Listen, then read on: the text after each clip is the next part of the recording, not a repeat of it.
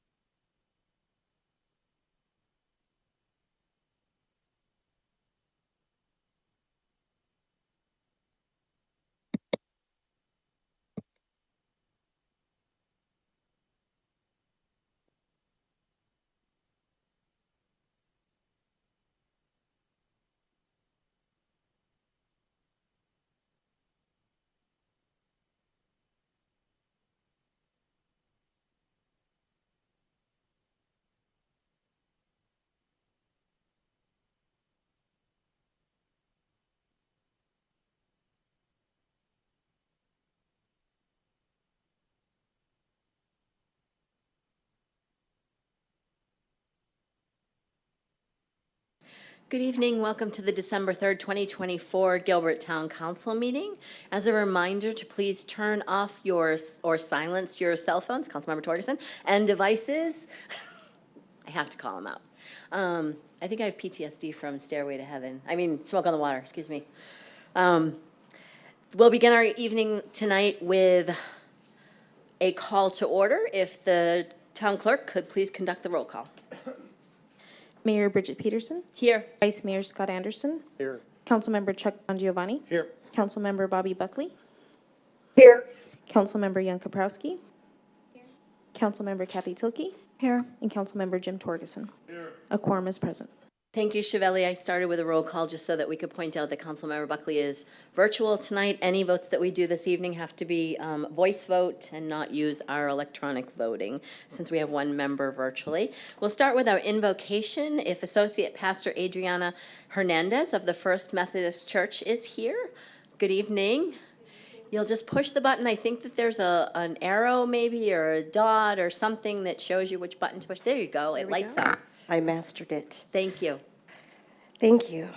As we gather this evening, may we carry forward our hearts that have been filled with gratitude over the last few days. May our discussions be guided by wisdom, compassion, and a deep commitment to the well-being of the town of Gilbert. Grant us the strength to listen attentively to diverse perspectives, to seek common ground, and to make the decisions that reflect kind, productive, and meaningful work. We offer this invocation with open hearts and minds, seeking to honor the responsibility entrusted to us. As leaders this evening, we humbly ask the divine for wisdom and guidance. Praise be to God. Thank you, Pastor. That was lovely. We appreciate you coming out this evening and sharing an invocation with us. Next, we'll have a Pledge of Allegiance led by Councilmember Bongiovanni. I pledge allegiance to the flag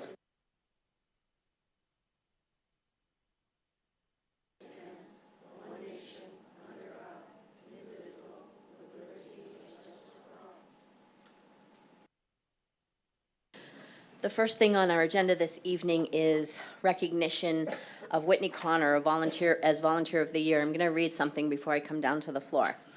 Teens like those serving our community in the Mayor's Youth Advisory Committee and beyond are having a profoundly positive impact on this community, and I'm thrilled to highlight another example of a teen leader. Whitney Connor is a Perry High School senior honors student who, at the age of 17, already makes a difference in our community. She maintains a 4.5 GPA and is busy as a member of the National Honor Society, the high school varsity cheer squad, I think she's missing practice tonight, and is an AIA varsity scholar athlete, but her true passion lies in volunteering and serving her community. She learned the joy that comes from serving others before starting kindergarten, as 12 years ago she began participating in the Gilbert Fire and Rescue's annual back-to-school shopping event. Each year, Whitney joins her father in participating in this amazing program that provides Gilbert Public Schools deserving students with new clothes and shoes.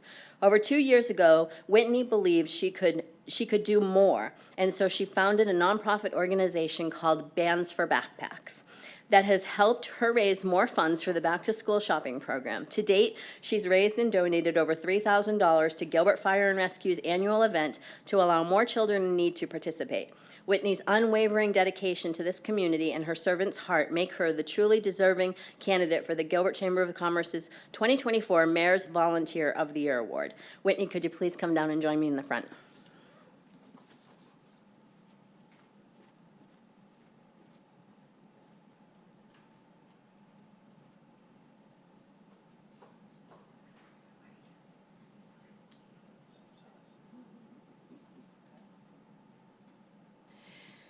So typically when we do the Community of Excellence Awards, we don't then bring them back here to the council chambers. But I was scheduled to be out of town this year for the Community of Excellence Awards, so I had asked Whitney to please come to a council meeting to be recognized. And I thought, heck, I'm going to do it anyway, even though I was there for the award ceremony this year. But I just wanted to give you an opportunity to say a few words if you'd like to, Whitney.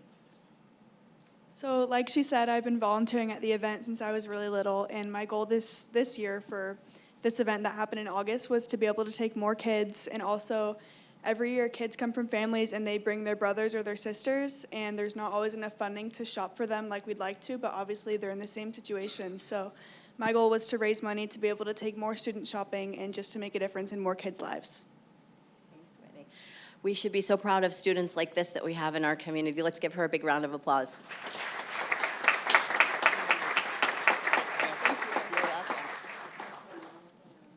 And I'm going to say that her dad was or still is sort of a Gilbert Fire PIO for the town of Gilbert, which is a public information officer.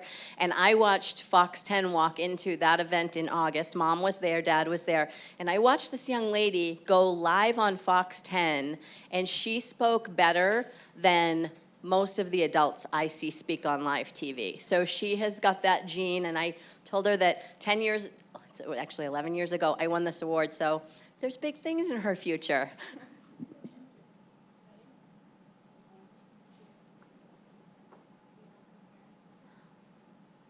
Mom and Dad, want to come join us? Dad's deputy chief with the Gilbert Fire Department. And unbeknownst to me, I picked Whitney as Volunteer of the Year, and our Gilbert Fire Chief picked Chief Mike Connor as the Tim Dorn Public Safety Award winner this year. So we had two Connors being awarded that evening.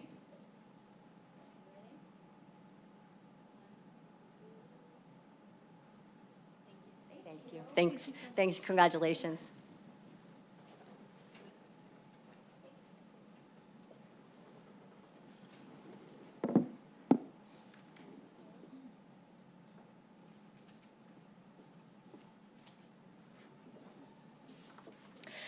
Next on our agenda, we are moving to our public hearing items. My pages are stuck together.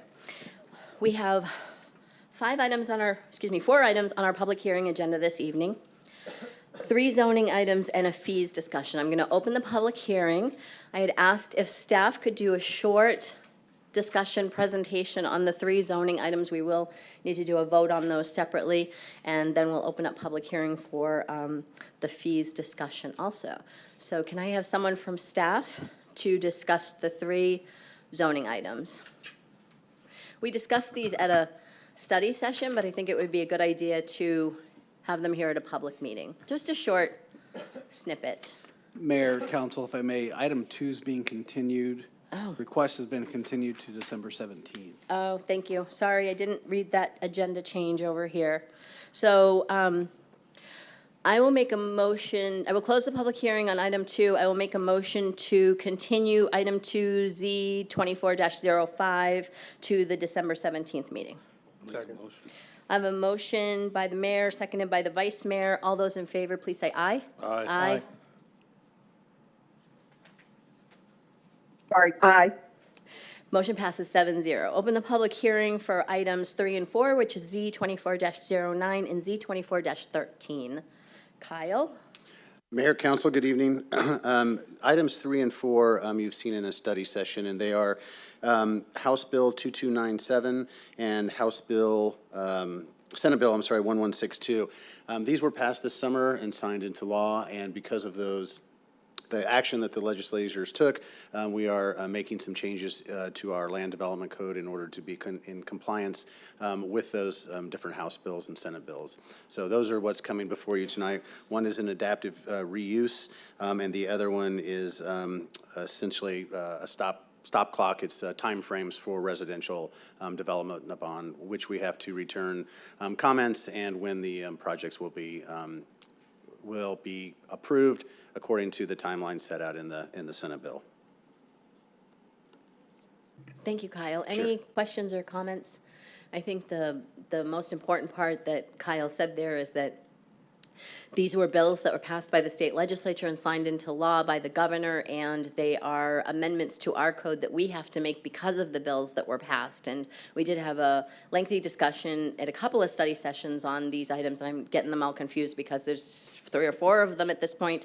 And so we've had multiple discussions on some and back to finally approve these at this point. They've been through the Planning Commission and now back to council for final approval. Correct. Councilmember Torgerson? I just wanted to point out, and Kyle, if you could help us a little bit, on zoning Z 24-09, the adaptive reuse, how much say does the town have in the reuse of commercial as multifamily? Mayor, Councilmember Torgerson, the bill allows the town to designate up to 10% or designate 10% of the existing commercial office and mixed-use buildings within the town as eligible. So we performed an analysis of how many of these buildings are existing. There's 854. So we do have some ability to say that up to 85 buildings would be eligible for adaptive reuse under this bill. However, there are certain criteria that have to be met in order for them to maintain their eligibility to proceed with the adaptive reuse. But it's not something we deny. If they meet the benchmark the state has presented, we have to let them do what they're going to do, correct? Mayor, Councilmember Torgerson, that's correct. The adaptive reuse is allowed without requiring a use permit or rezoning or any public hearing or really any public input. We still do have the ability to review a site plan at a staff level, so we still have the ability to review for site planning type of items. Another check for our state legislature. Thank you. It's exactly why I wanted to pull them off separately so that we could have a little more discussion so that the public can hear this. I know people don't necessarily watch our study sessions. Now, Veronica, when you say adaptive reuse, they would be able to take commercial buildings and use them for what? Mayor, the adaptive reuse is for them to take one building and repurpose it for another use. As it applies to this particular bill, they can do multifamily or some other type of use that would be allowed under the underlying zoning for that building. Thank you. I think the key words there were multifamily, and this legislation was passed to increase the ability for developers to create more multifamily within the state of Arizona. Mary, you're correct. This was one of a series of bills that was adopted by the legislature this past session that was intended to address the housing issue. Yes, even though there's like 150,000 permits out there waiting to be built, and they're not built yet, but we're behind because we're cities and towns. Thank you both. I'm being sarcastic. Thank you both. Appreciate it. Any other comments? Oh, Vice Mayor? I was just going to say, when we have the minutes come out, what you just said, please underscore it. Oh, what I just said? Please underscore it. Did you get that, Chevelle? I was being sarcastic, but very truthful at the same time. It's the state legislature is forcing cities and towns to create these zoning opportunities within our communities, and whether it fits the area or not, we're going to be forced to be able to have to put those in. Councilmember Torgerson was trying to get across the point that the council will not be able to say no to these things, and Veronica laid out that a site plan will come in just to staff for them to approve, but it won't go through any kind of a public process that you see here, so the public and the council will not have any say on this. That is correct. Yep. And this is one of four bills? Four bills? Three or four? Yeah, I lost track, like I said. Yeah. Thank you very much. Thank you. Thank you. I'll close the public hearing and bring it back to the council for motions on item 3 and number 4, zoning Z24-09 and Z24-13. Mayor, nobody wants to do this, but I will make the motion to accept items number 3 and 4. Thank you. I'll second. I have a motion by Councilmember Tilke, seconded by Councilmember Kaprowski. All in favor, please say aye. Aye. Aye. Motion passes 7-0. Sorry, we got a out of one of our council members. You can see how thrilled we all are by this legislative action that we're having to deal with. Next on our agenda, I will open the public hearing for item number 5, which is a fees discussion. We're going to have a presentation from staff. I hope it is a Reader's Digest version of what we saw at the retreat, because that was quite lengthy. And I'll be looking forward to some conversations. Good evening, Eric. Good evening, Mayor. No pressure, Eric.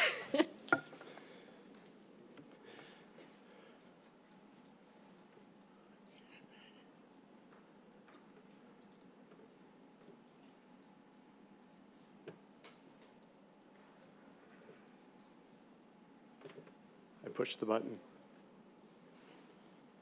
Let's try this again.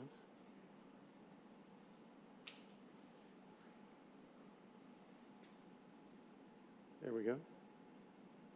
Almost there.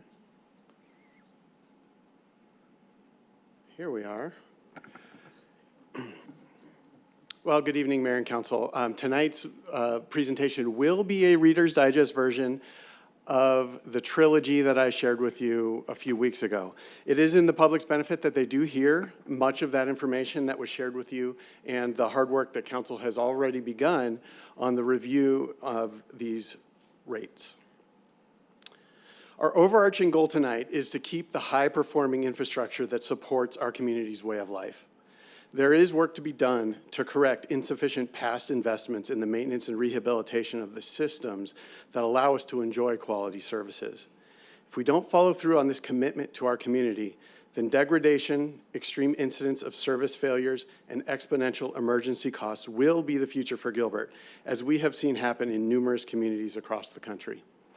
Our City of the Future initiative compels us to navigate a different direction than others have taken so that Gilbert does not decline, but can remain a fertile community for the flourishment of our residents and businesses. Tonight, we're going to review the operating and repair and replacement plans. Our request is for council to select a rate option to meet the financial needs of the utility, to set the public hearing for February 11th and publish a notice of intent. And there is a contingency request for additional outreach services as requested by the council. We have to come face to face with the reality that is before us. Some parts of our sewer infrastructure are silently crumbling and are near total collapse. The condition of our infrastructure and maintaining reliable service is the underpinning of this entire conversation. We have 3 500-foot sections of ductile iron pipe that cross under the 202 freeway. This one is highlighted just north of Williamsfield Road. Although our goal is to inspect the entire system every 6 years, it has been 8 years since this inspection on these pipes, and what we found last month was alarming. These dark spots in the pipes are holes where the iron pipe has corroded completely away. Ductile iron pipe was a best practice 20 years ago when these lines were installed, but are not anymore due to its corrosion potential. This gravity line is inside a 24-inch steel casing that has concrete plugs at both ends, which should help to keep sewage that may be leaking out of the pipe contained and prevent a sinkhole. But we don't know the extent of corrosion the casing may have. Our team has just completed camera inspections of all 3 pipes and are actively pursuing emergency relining. We've also expanded this inspection to any other potential gravity ductile iron pipe and are already finding other significant issues. Catching this before a failure shows the value of our routine inspections. Although these repairs will be costly in the several $million range, a sinkhole in the freeway would be life-threatening. Can I interrupt you for a second? Because I've been having nightmares about this video. First of all, it gives me motion sickness, so I have to stop looking at it. But this pipe was put in 2005. I just want to clarify. This pipe was put in 2005. This video is from 2024. Yes. When was the last time that this pipe was inspected before October 30th, 2024? It was in 2016. So 8 years ago, and the pipe didn't look like this 8 years ago. Correct. But essentially, this pipe is 20 years old. Mm-hmm. What was the manufacturer's timeline for a pipe like this at the time that it was installed in 2005? They should have lived 40 to 50 years. So we're getting half as much of, maybe even less than half as much of lifeline from this pipe that we should have. Okay. The numbers kept going over in my head as to what you were showing us and what it said on the screen, and it wasn't sitting right, so I wanted to ask the questions. Yeah. Thank you, Eric. Yes, thank you. Now, this problem is not a Gilbert alone problem. There's an infrastructure funding gap that is national in scope. Every 4 years, the EPA sends Congress a report on infrastructure funding needs for clean water utilities, which are synonymous with sanitary sewers and storm sewers. The EPA provided their very low estimate of $630 billion of investment needed over the next 20 years nationwide just to bring these systems back into acceptable range for functionality. Arizona's share of that is $4.8 billion. So this problem is not unique to Gilbert, but we are aggressive in keeping our promise to our community for quality service, which is why we deal with our funding needs head-on instead of passing them to future generations. Now, oftentimes, when you make a personal or professional or a team goal, you focus on what you want to become. And we definitely do that in Gilbert with our City of the Future metrics and our performance management program. But sometimes it's more instructional to look at real-world examples of what you don't want to become to help guide your decision-making on the path you do want to take. Johnson Utilities was just a few miles southeast of us in the Santan Valley, and they were plagued with sewer overflows, undrinkable water, and high utility bills for many years. Finally, the state took regulatory action and forced the sale of the utility to another private company, EPCOR, which is making significant investments to bring the infrastructure up to standards. Sewage running through backyards and washes is not what we want to become. We will retrace the path that you have already trodden to discover our pains as well as our plans to making sure we're a reliable and environmentally stable sewer and reclaimed water utility. For our community members watching, it's foundational to understand that the Town Council has adopted through unanimous resolution a policy statement regarding user fees. The Wastewater Fund and the Environmental Compliance Fund are what we call enterprise funds. This means that user fees need to be collected to recover the entire cost of operations. This also means that as a financial practice, we do not subsidize these utilities. Rates are how we fund critical wastewater infrastructure and services. Utilities are separate financial entities under the Gilbert umbrella. They operate independently financially and are not subsidized and do not subsidize the tax rate. Adequate fund balances are maintained to allow Gilbert to continue to provide services to the community in case of emergencies or economic downturns. Following these policies is a key reason that Gilbert is rated AAA in our bonds. There are less than 50 communities in the country rated AAA on their bonds, and Gilbert's one of them. This elite rating ensures that Gilbert can secure the best interest rates when bonding.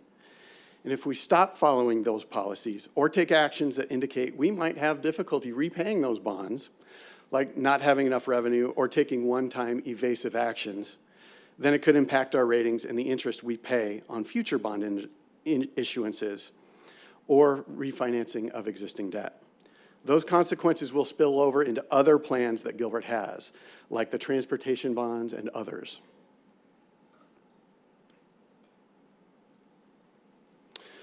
Another very important financial policy adopted by the council has to do with our minimum unrestricted fund balance. The fund balance is an important indicator of Gilbert's financial position, and maintaining those reserves is considered prudent management practice. Adequate fund balances are maintained to allow Gilbert to continue providing services to the community in case of unexpected emergencies or economic downturns. There are consequences to not following those policies. This discussion can feel very academic, but it has real-world implications on our community.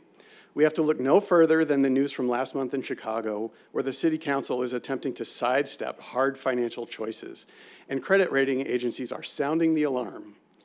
Lower credit rating affects our ability to build projects with frugality. Bringing this kind of closer into focus with a personal anecdote, consider that the average home price in Gilbert is about $600,000.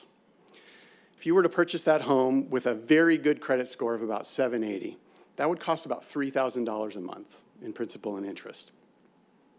A person with an average credit score of 620 would pay $3,400 a month, 13% higher, because of their downgraded credit rating.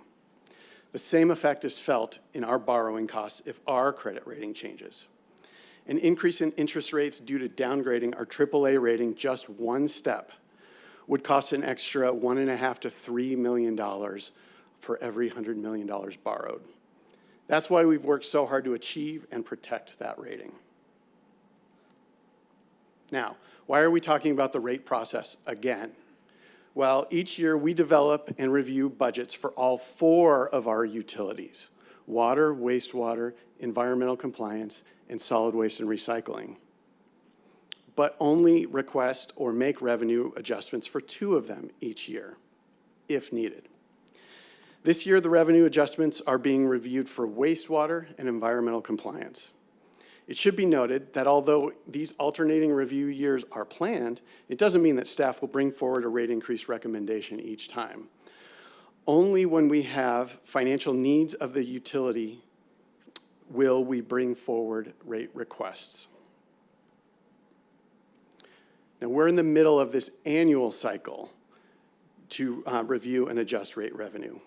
We kicked off the outward-facing process with the Public Works Advisory Board, which is the council-appointed advisory group of Gilbert residents that explores public works-related policy, rates, and projects to ensure continuity of services.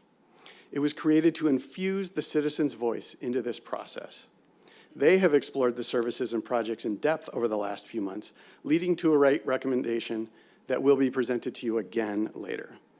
You've already received a much more lengthy version of this presentation and had a robust discussion at the retreat last month, and we're now in the statutorily required public noticing period, with several actions still ahead of us, both for educating the public and for official action. Now, on to the first rate recommendation. As I mentioned, environmental compliance is one of the 2 utilities up for review this year. Our first recommendation is that this fund does not need a rate increase at this time. Our main takeaway is that we're on budget, and we have a plan for the outer years that on these graphs look like they don't balance. There's a couple of large CIP projects in the last 2 years, which are currently with a limited scope availability, tagged only to the operating fund. As we get closer, we know that at least portions of these projects will be split into the repair and replacement fund, and that will help bring the operating fund more in alignment. I'm waiting for the round of applause, but I didn't get it. Okay. Tough crowd, isn't it? Okay. Now, on to wastewater. We're going to revisit the journey through the sewer system and the reuse system to understand what goes into uninterrupted service and how our 53 wastewater staff manage this $1 billion in infrastructure. We previously discussed the maintenance activities within the gravity sewer system. The cleaning and inspection work we do helps mitigate highly corrosive sewer gases that eat away at the infrastructure from the inside and are a nuisance for the community. Inspections help us identify small issues before they become big, like that bottom photo. And sometimes they uncover big issues before they become catastrophes, like in the video we just saw. They also help us identify future problem areas that can be corrected with capital projects, like in the case of our manhole rehabilitation project, which will fix hundreds of compromised manholes, and new odor and corrosion control stations in response to the odor complaints we've received. Our plan includes additional staffing to maintain these new stations, which will be proactive care for the pipes and a quality of life improvement for the community. Lift stations serve a vital function in our system. This is our largest lift station, Crossroads. You can see the very large pumps and the force main pipe that lifts the sewage where it can be pushed into a gravity sewer line to continue its journey to a water reclamation facility. The map on the right highlights the lift station sewer sheds in Gilbert, where over 60% of our sewer flow passes through at least one lift station on its path to the plant, which is one indicator of how vital lift stations are to uninterrupted service. Lift stations are costly to run and maintain, especially compared to gravity sewer lines, which is why we try to avoid them at all costs in new developments. Breakdowns are a normal type of this infrastructure, which is why our team does daily inspections and maintenance on the equipment, which helps us identify potential issues before they become calamitous. Yet we have had those calamities. We've had numerous failures of these force mains in the last decade. These are going to show up on the map. The first one was at Greenfield and Queen Creek in 2015. This cost us $2 million in emergency repairs. It likely would have only cost us about $300,000 to fix if that was not an emergency. In all, these 6 emergencies cost $18 million to fix. And that didn't even solve the underlying issues that led to the breaks in the first place. Those were $18 million in Band-Aids.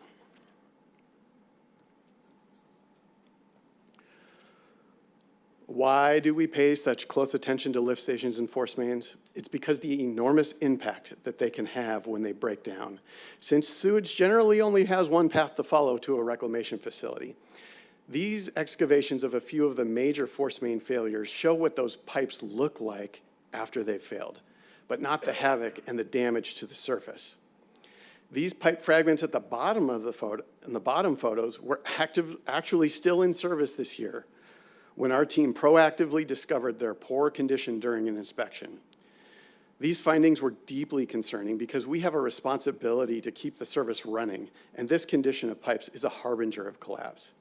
Had they not noticed this, we surely would have had another force main emergency.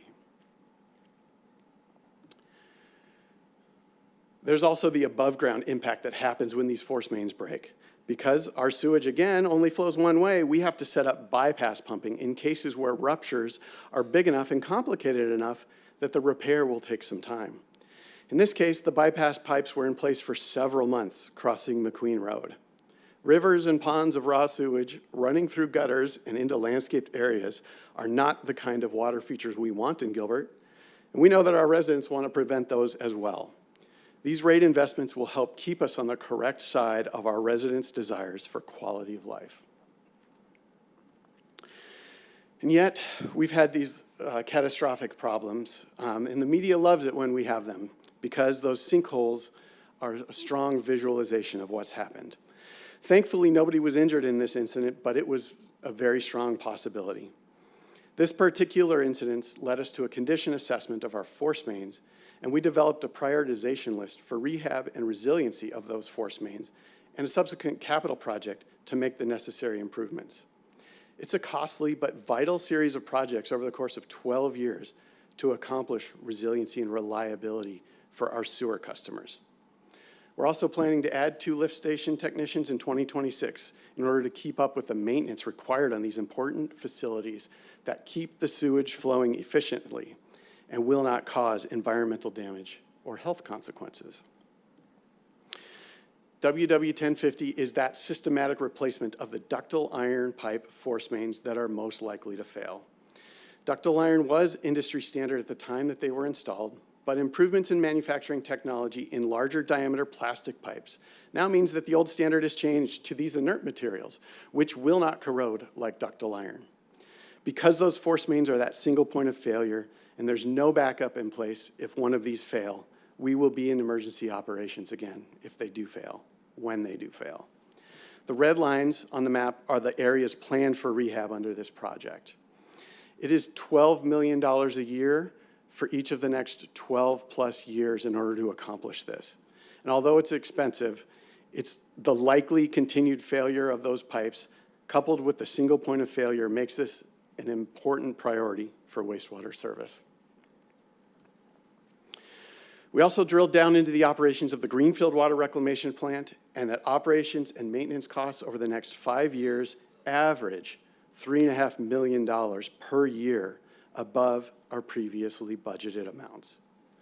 This is due to many contributing factors, including increased costs for chemicals, energy, and materials for the processes, growth in Gilbert's flow to the plant, and higher staffing costs. We keep reinvesting in the plant so that we get the full useful life out of this facility to maximize our ratepayers' return on their investment. These upward costs affect our need for more revenue per customer. We also discussed the reinvestment that is ongoing at the Neely Water Reclamation Facility and the need to bring that plant back in line with the service standard the community has come to rely on. And lastly, our reuse system, which is the foundational element of our sustainable water supply. Our goal of 100% reuse of water is achieved through direct use in parks, golf courses, and HOA common areas, and the recharge of the remaining reclaimed water into the aquifer.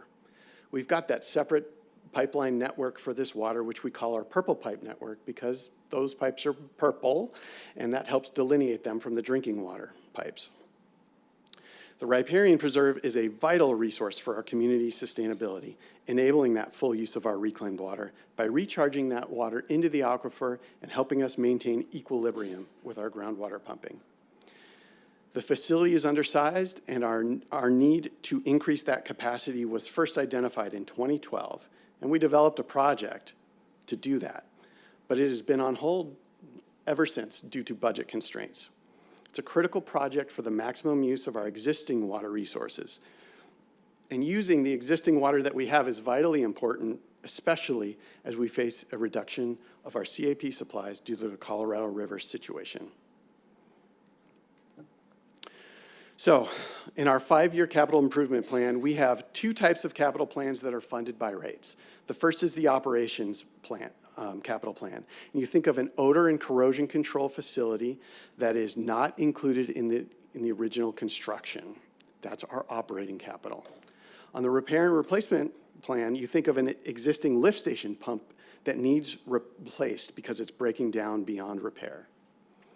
Now remember that growth-related projects are not funded by rates.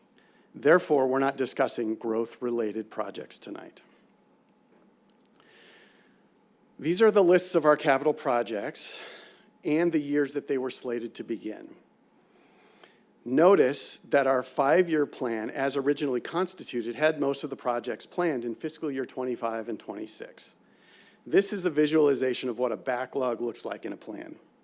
Many of these projects were planned for fiscal 23 and 24 in the last rate plan, but when it came time for council to adopt the rates, at this precise time, we had received new information that the incredible inflationary environment surrounding construction and operating costs had eaten away at nearly all of the additional revenue that the rate increase was going to gain for us.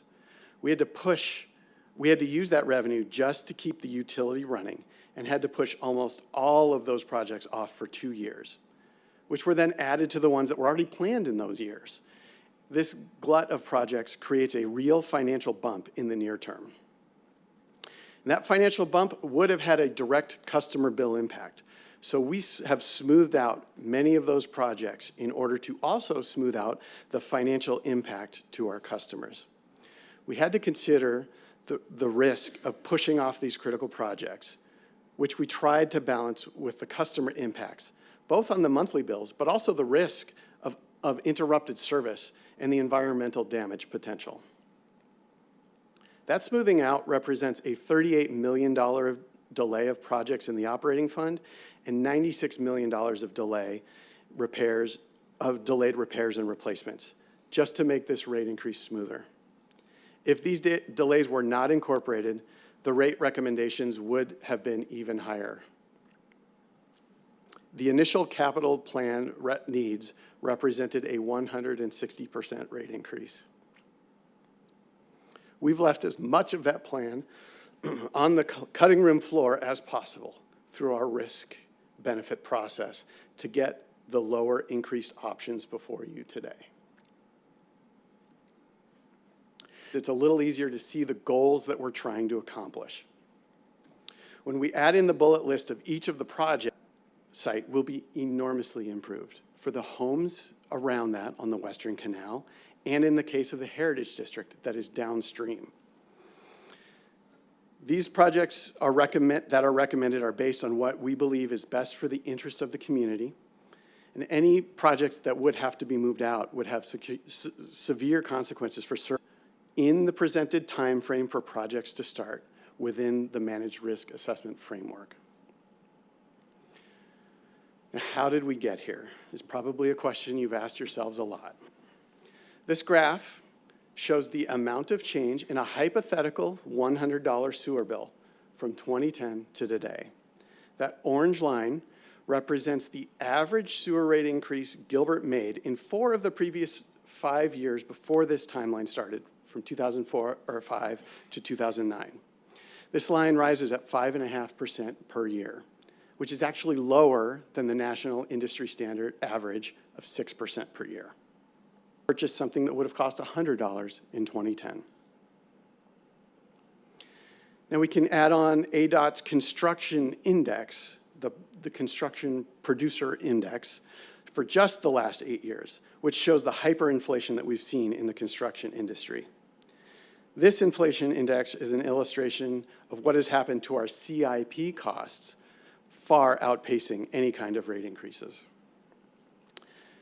Now let's add on our actual sewer rates over this time period in the blue line, which has always been below both the national average and inflation. This shows that our purchasing power as a utility has actually declined comparatively to actual prices.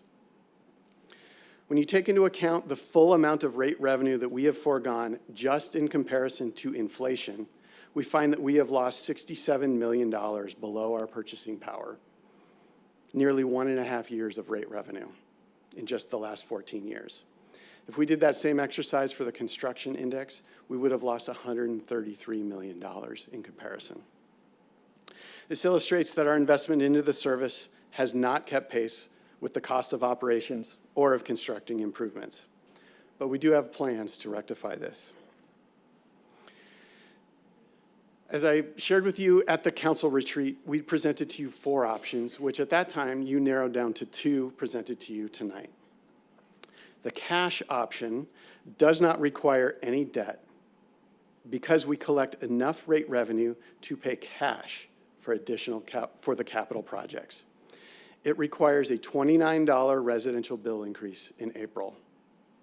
It does provide the most ongoing funding for projects beyond our 5-year planning horizon. The second option is the phased cash bond mix option, which requires a $110 million bond to fund many of the capital projects. But it allows for a smoother transition to higher rates with an $8 increase in April and a $6 increase the following year. It is likely that this option will require additional increases in outer years of the 5-year plan in order to provide enough funding for projects after the initial 5-year plan. We will come back to these options later for discussion and consideration. Again, showing the residential sewer bill impacts, they range from $8 to $29 in 2024. As a reminder, last spring, Council approved the water rate increases on a 2-year cycle. So we also have the second year of a 3-year plan for water rate increases, which will come into implementation in April. So you can see the full estimated residential bill impacts. I say estimated because water bills are highly variable based on the customer's water use. Sewer bills are a fixed fee. I can tell you with precision what the amount will be for our residential customers. A reminder that the reclaimed water rates are a part of the wastewater fund, and these rates are also recommended for increase on a similar ratio. We have 3 different types of users who have 3 different rates. Now, these reclaimed water rates might seem insignificant, but these users are large, and their bills can add up to tens of thousands of dollars a month. So these bills will be impactful to them. Just as a frame of reference, Gilbert's potable landscape water rate is $4.23 per 1,000 gallons currently.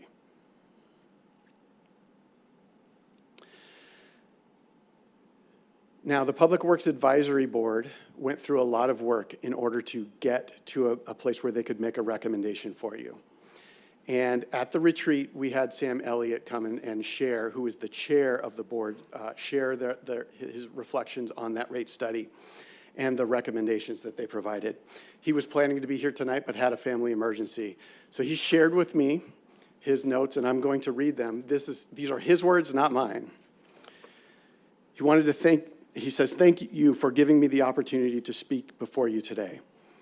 He wants to thank the staff and express the board's gratitude to the team that supports the Public Works Advisory Board.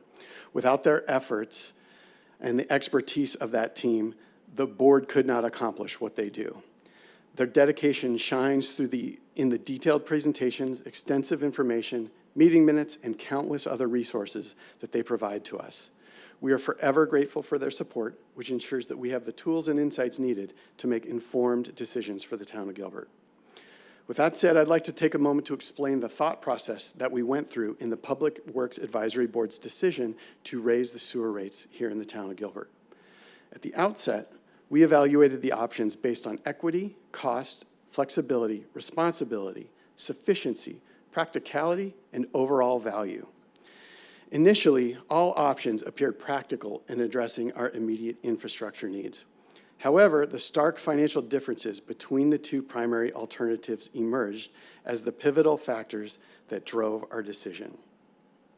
This decision was not made lightly, and while several factors played a role, 2 key considerations ultimately shaped the directions we chose: equity and long-term financial responsibility.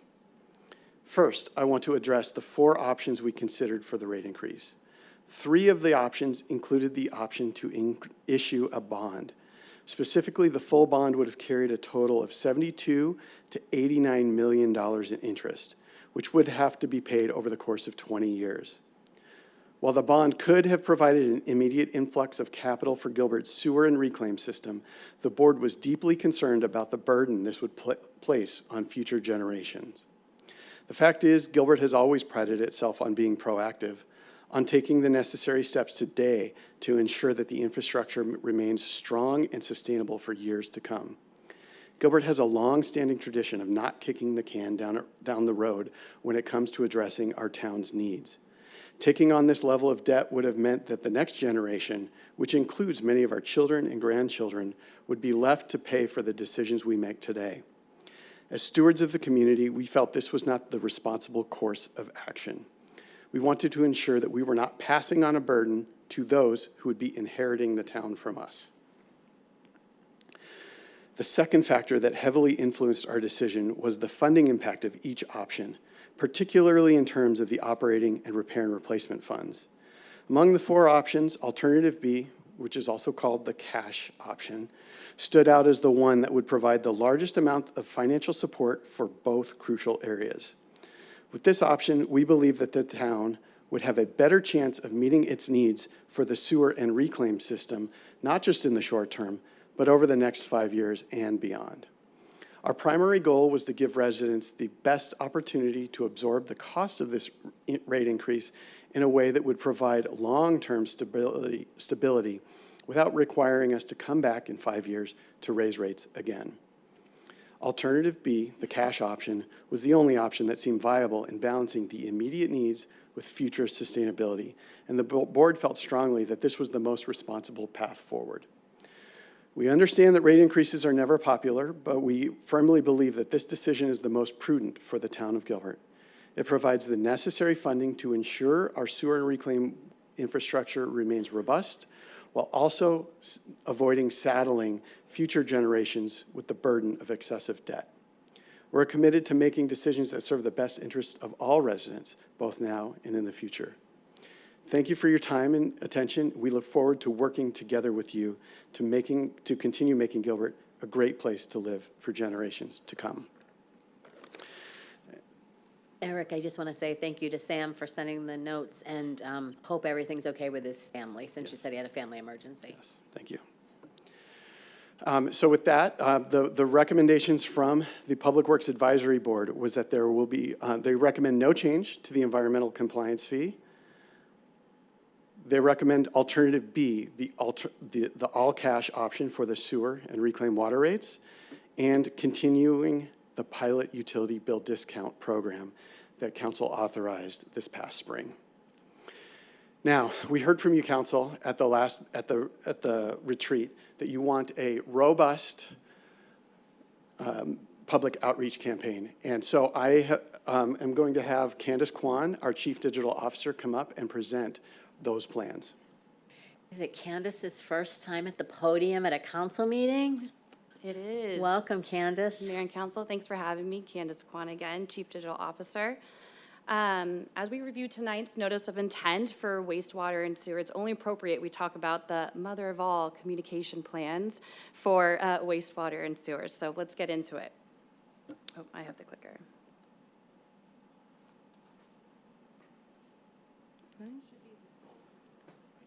It's a test. I didn't use that. I just used the, or you can use the space bar. Oh, thank you. Sorry. No worries, you're okay. Before we get into any type of communications outreach plan, as the communications team, we always remind ourselves of the goal or essential mission, no matter the outreach we're doing, and that is to provide factual, informative, and transparent communication to the community of essential updates that continue to enhance and protect their quality of life. And in order for us to achieve that objective, we need to achieve that goal, we need to achieve the objective for this initiative to develop a really robust communications plan to ensure that Gilbert community is educated and informed on how we've gotten here and why behind the utility rate change or potential utility rate change, and if and when that will take effect. Before we get into kind of the how, it's important for us to look at the Gilbert demographics and be mindful of where they reside and to ensure we effectively communicate any essential information via the channels our residents engage with most. And so here's just a quick snapshot by the numbers that will inform us in the next slide regarding media consumption. But really quickly, I won't go over all of them, but 1/3 is about 25 to 44 years old, 96% of Gilbert households have internet. And so what that helps us understand is their media consumption. And this following chart depicts the preferred media consumption based off of age groups and the preferred categories of media consumption across 4. Digital, which is related to websites, streaming services like Hulu or Netflix, podcasts and apps, social media, which I think we're all very familiar with, Facebook, Instagram, X, etc., traditional, such as TV or radio spots, or even in-person events, and print, which is newspaper, magazines, or even direct mailers. But what this is specifically telling you about Gilbert is their preferred media consumption is in the upper echelon of digital and social, but we can't be remiss to explore other avenues of traditional and print to make sure we are completely reaching our demographics and our community. So with that being said, we're starting to get an understanding of how, but what are we going to be talking about the community to make sure they are informed about this very complex infrastructure of wastewater and sewer. So we've divided that up into two categories or two phases of communication. The education process is really being transparent with the community on what we must educate the residents on how we've gotten here, how long we've been in this assessment process, what have we done as we've compiled or come together with the Public Works Advisory Board, answering a lot of questions that I'm sure the community has. Were there any other options explored? And why were these the preferred options? A lot of the information that Eric has shared today, but hopefully in a very digestible component. Not, I know we've tried to digest even more, but that's our job as a communications team to make it even more concise. The second phase is informing the community. How does it directly affect you? Wastewater and sewer is a complex infrastructure that isn't the easiest to explain in 30 seconds or less. So it's our job to inform the community on how wastewater operations affects their everyday needs. So those questions that we could be answering is, what updates and maintenance are essential? How does wastewater affect my daily life? It's not just the toilet flushing, it's the bath water our children are bathing in, it's the water that we are washing our dishes in, and that directly impacts me. What issues will occur if we don't proactively maintain our sewers?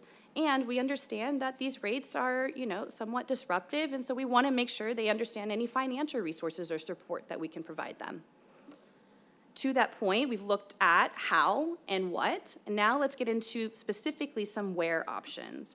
And those where options, based off of that media consumption kind of breakdown, we are exploring so many different platforms and channels. No stone is going unturned, and so you see here, social media, a vast array of options that we're looking at. Our own channels, such as our website, our digital newsroom, our community calendars, Gilbert 311, digital displays, our truck signs on the side of our recycle and trash trucks, and even our utility billing system. And these are typical areas that we are looking at from communication outreach tactics, but additionally, as you saw in the media consumption, traditional efforts are also important to look at. So we are looking at more print forward, even our good old utility bills, and making sure that maybe we have some area that we can add about the information and potential rate changes. Any types of direct mailers, press releases, even billboards. But what's important to be mindful about for traditional is it is extremely costly. You can see here just an example, mailers, $40,000 to reach all residents. And that's why, as Eric mentioned, we are requesting a contingency budget of $140,000 to account for these types of costly traditional methods. Another caveat to that is traditional is a little inflexible. If you have a grammar error, you can't take it back. So it's something to be mindful of. And also, it's one-way usage. A great thing about digital and social is we're able to retrieve feedback from our community, whereas this direct mailer, we just hope they get it and they understand it. So there's some potential caveats to that. And to that point, there's just some additional examples of content that we would be sharing out to these avenues or channels. The one on the left is a really great way of showing our public workers and the public works and the complex infrastructure that goes into maintaining our infrastructure, and then also the amazing video that Eric continues to share about the eroded pipes. That I'm sure while it's not the best video, it is very transparent in what is so essential for us to continue to maintain this infrastructure and preventing any type of catastrophic events. And that, I think, is it. Any questions, Mayor and Council? I'm happy to answer them. Thank you, Candace. Any questions for Candace directly? Councilmember Bongiovanni. Thank you, Mayor. I see a very thorough plan of teaching and telling. Mm-hmm. I don't see any hearing. Did I miss something about, meaning listening for feedback from our residents? I just see a one way, this is what it is, this is why. I'm not seeing anything coming the other way. No, that's a great question, Councilmember Bongiovanni. And that's where we are recommending those channels or avenues such as social media and websites that allow that two-way communication to retrieve that information. So we are essentially showing that we're telling, but we could be asking open-ended questions to the community about their thoughts, feelings, or concerns. Okay, Oh, sorry, go ahead. I know when a developer comes in and they want to do some major changes, they have meetings with residents. I'd like to see that in this plan, where we can hear feedback directly from the residents. Because we haven't asked before about some of the things that we've already raised. And I don't think it's appropriate for us to raise something by as high of a percentage without getting any feedback from the public. And that's something I just can't participate in that unless we do something like that. Mayor, Councilmember Bongiovanni, I think you're right. We do also, and Eric, correct me if I'm wrong, going to be hosting open houses to allow for community members to come up and ask questions and address any concerns. So I think we are exploring some additional opportunities to make sure that the public has those opportunities to talk with us. Typically, that's what happens when we did Northwest Corridor. We did open houses. We did open houses for general plan updates. We didn't do it for the, we even did them for the water rates, yes, because there were open houses, even a virtual one, I believe, or one or two virtual ones too. That's right. So there were opportunities for the public to come and speak to staff directly. I remember you sending us tallies on those. Councilmember Torgerson? You know, the Northwest Corridor, by the way, very successful interaction with the public, extremely successful. And I'm glad to see Gilbert Digital being used for what it's intended for, which is to communicate with our citizens. I am just extremely concerned because it sounds like from this end, not on your end, that it's always a take. We're not showing anything that's been done to mitigate.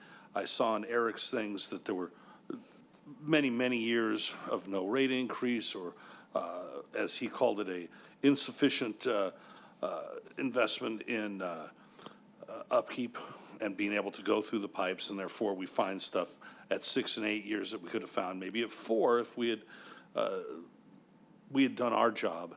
Not saying that anybody here voted on that, but I'm saying this as an elected official's job. What I really want is that communication, because I sit here and I am still gobsmacked by the whole thing. I know it was mentioned a year ago, but I felt that, I really felt that I was tied to a tree and ready to be shot when they presented at our retreat. And I had found out about the 95% increase from the paper, literally from the paper. And it was pronounced that it was done by the public on social media before any of us had seen anything. I was getting nastygrams that night. And education and participation is everything in this. And the general public does not have a large appetite for this. And just telling them won't be enough. There has to be buy-off. There has to be an understanding. If it's to happen, sometimes some people just need to fail. Some people will need to cut their nose off to spite their face because they're too cheap to do it. The guy that won't add the oil to his car because he's cheap blows his car up. And we have those kind of residents here. We do. And I'm not meaning to diminish them, because some people can get away without changing their oil for 300,000 miles. That's not been my luck.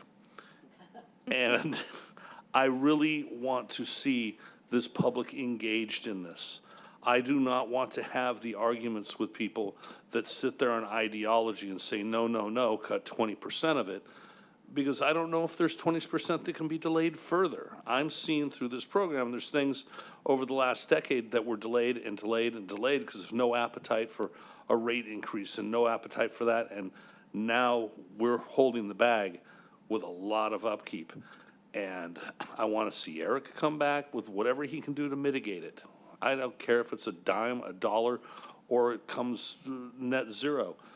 But the education and the participation of this public, at this point, it's absolutely necessary. They've been hit, and I'm not immune from taxes. I'm not immune from fees. And this is your chance to shine. Make people be engaged. It's going to be some funky plumber that comes up with an idea that saves us all $100 million. I can tell you my own business, literally the least intelligent person that worked for me kept me alive in 2008 when everything was going south with an idea. And I bought him a car for it. Kind of scary for everybody else on the road, but I bought him a car because he saved me. And he saw something through the eyes of a babe. And we need our public to be engaged in this in a way that they've never, ever, ever been engaged before, because I feel like all of them, my back's against a wall. I don't even know what to say when I saw all this. So please, you've got a chance to be the rock star here, and I need you to be that rock star today. Mayor, Councilmember Torgerson, hear you loud and clear in exploring two-way communication and making sure we develop an open forum to really understand the public's expectations, concerns, questions, and innovative ideas that potentially can come through. So hear you on that. Thanks, Candace. Vice Mayor Anderson. I think, Candace, the key here is what Councilmember Bongiovanni was getting at, was listening. We had a great deal of success with the subcommittees on teen violence because rather than telling them how we wanted to proceed, we listened and let them tell us where they were upset. Sometimes we agreed, sometimes we disagreed, but we formulated a plan. And I thought it was very successful, but it may not be that important what they say, but they're saying it and they realize somebody's listening and paying attention to them, and sometimes that's all that's needed. Thank you. So I will say we have a new situation with the Public Works Board. It hasn't been around for very long, but we haven't grasped the fact that it works a lot like our Planning Commission at this point. When the Planning Commission sees a planning case, a zoning case, a rezone, a general plan update, the feedback comes to council right away because it gets advertised on their agenda, or somebody attends one of those meetings, or the press is in the room, and then that feedback comes to council right away no matter what. And that's what happened with the Public Works Board this time, and we're just not used to that at this point in time because they're still so new. This is only, I think, the second really big thing that they have actually reviewed for us. And so it's a different situation, hearing that feedback before it actually comes to council. Jessica Marlowe did send us an email to give us a heads up that the press was in the room and that they heard what the recommendation was from the Public Works Board. So I just wanted to make sure that we put that out there, that the information did come to us. It wasn't an email. Jessica tried to do her best job to say, hey, heads up, this is coming. We know the press was there, and that's what happens when they're in the space. But just learning and dealing with different situations at this point. But it is important to make sure that the public has a place to come and be heard and listen. And I know that the numbers were low when we did the public workshops for the water rates increases last winter. And Northwest Corridor is a unicorn. It's a unicorn. It's demographically, the age group of the people that live there are active and engaged, and so they came out in full force. But this is a completely different situation when it comes to rates like these. So Councilmember Kaprowski has her mic on, and then Councilmember Buckley has a comment too. So Councilmember Kaprowski. Yeah, thank you for the presentation. I know this is a really heavy and difficult topic, but it is a basic service that we provide, and it's the reason why municipalities exist, to provide water and sewer for our residents and that quality of life that is different from a rural lifestyle. I just want to give great thanks to staff and the Public Works Advisory Board. They invested over 6 hours really diving deep into this topic, and we've already seen that through our retreat and at this meeting, we're investing additional hours, and that's needed to explore the options, to understand the issues. And I think one other component of this is that there are some things that are out of our hands, and that is the unprecedented market volatility that we've seen and the cost escalation, and it's affecting all local governments. The Public Works Advisory Board deliberated and carefully weighed the various options. As a liaison, I was present at those meetings and appreciated their frank conversation and the thoughtful questions and their expertise that they bring because they work in the industry. And we also had members that work, or that are members, just general public that aren't in the industry. And I thought that was very positive to have them review this. I just want to remind the council that the Public Works Advisory Board recommended to the town council alternative B, the all-cash option. And this option was chosen because it avoids taking on debt, with ratepayers contributing an additional $13 per month above the other options in order to eliminate the need for $72 million in debt interest payments over 20 years. They also believed that the other options were unlikely to sufficiently fund the utility beyond the 5-year plan without necessitating an additional rate increase. So I know this is hard. I think it's hardest because it's layered upon other increases that we've had to make and decisions we've had to make. But ultimately, I understand the communication and trying to get feedback, but another component to this is that what are you going to do with feedback related to wastewater and sewer in terms of you either provide the service or you don't. The municipality is not making a profit on it. We are using that money to maintain the infrastructure, and the risk is the emergency repair that cost more. I think we've seen that we have some unfortunate lines that were installed with materials that were not inert, and so they're corroding. I know this is really difficult, but this is our job to make this decision, and I'm supportive of the no cash option or the all cash option because of the recommendation from the advisory board and also not carrying additional debt. But I know it's difficult for everyone. And Councilmember, we're not going to make that decision tonight. We're just going to do the notice of intent and kick off this process. But thank you for sharing. Yeah. It's a great point. I just didn't want anybody to think we're going to be voting on that tonight. So, Councilmember Buckley, you have some comments? Yes, I do. I actually wanted to, obviously this is a critical infrastructure that we must maintain, we have to maintain in order to keep the quality of life that we all have. And I don't want to repeat a lot of stuff that has been said, but what I do want to do is I want, and you touched on that, Mayor, just a second ago, but I want to clarify and be very solidified in the fact that this is a formal discussion that we're having. No formal vote is being taken tonight. This is a step that moves us forward to do more research, to do more putting the information out that Councilmember Torgerson mentioned to the public and to hear what they have to say. I do believe that the public wants to be involved in this, although I don't see from up here, I don't see very many residents here listening to this. I really wish there had been a great turnout because Eric's presentation was fantastic on the why and the how and why we must go forward and do what we have to do. Like I said, I'm not going to put out if I'm voting for this or if I'm not. I want the additional information and to go forward.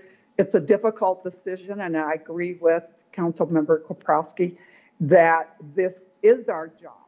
This is part of our job, is to maintain our infrastructure and keep it strong. And that is about it for me. But I do want to make sure it is fully understood that we are not voting on this tonight, that the vote will not be until I believe it's February 13th. Councilmember Buckley, I hate to interrupt you and also correct you, but we are voting tonight to kick off the notice of intent so that the staff can move forward with a public campaign. If we don't take that vote this evening, then it's a moot point. We do have to no. officially vote tonight. Okay, I'm sorry, and I didn't mean to interrupt you. No, I fully understood that, and I probably should have clarified that we're not voting on the actual, rate. We are voting just to move this forward, which is what I thought I said in the beginning of when I started speaking, was that, I wanted to clarify that this is just the formality for moving us forward tonight. The vote is to move us forward to get to the ending vote. Thank you, Councilmember. Any other comments, Vice Mayor? Sorry, Vice Mayor Anderson. I was just going to also agree with Councilmember Kaprowski. All of that is true, very true, and accurate and factual. But this community has to be heard, and that's whether they agree with the things you were outlining or disagree. They have to feel like they've been heard. That's one lesson we learned from that subcommittee. It really, if they've just been heard, that's the big issue for them. Any other comments, questions for Eric or Candace as they're standing here patiently at the podium? Oh, Eric has something to add. Sorry, I'm back. I have like 2 more slides for you. Oh my gosh, more, They're beautiful. Eric? They're wonderful. I worked hard on them. I know you did. I'm just giving you a hard time. I don't have much time left to give you a hard time, so please. As you all mentioned, the Public Works Board had a tough decision. You all have a tough decision to make. The thing that they kept coming back to were the needs of the utility. So we're going to remind you of what it is that these rate dollars do. They go to the building blocks of our services. They support the proactive maintenance and replacement of the infrastructure that is the foundation of our quality of life. And these dollars help us respond to the emergencies when the infrastructure fails. Without additional funding, we'll lose ground on the proactive maintenance side, and we'll have more frequent and more impactful failures, which will be disruptive to the community and more costly, even in the short term. I've added the estimated residential bill impact on this, and so you can see those comparisons. So in closing, these rate discussions sometimes get sidetracked by percentages or spreadsheets. But I want to provide a reminder of the life impacts that the services and the infrastructure provide for our community, both today and for the next generation. We're able to enjoy parades on our streets and celebrate our Gilbert heritage because those before us have invested in our town, and our responsibility is to keep paying it forward by reinvesting in what they've built so that our kids and grandkids aren't saddled with a crumbling hometown.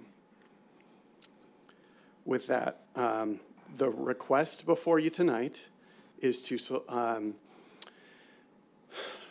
for the notice of intent, it sets the maximum amount that council could raise the rate to in February.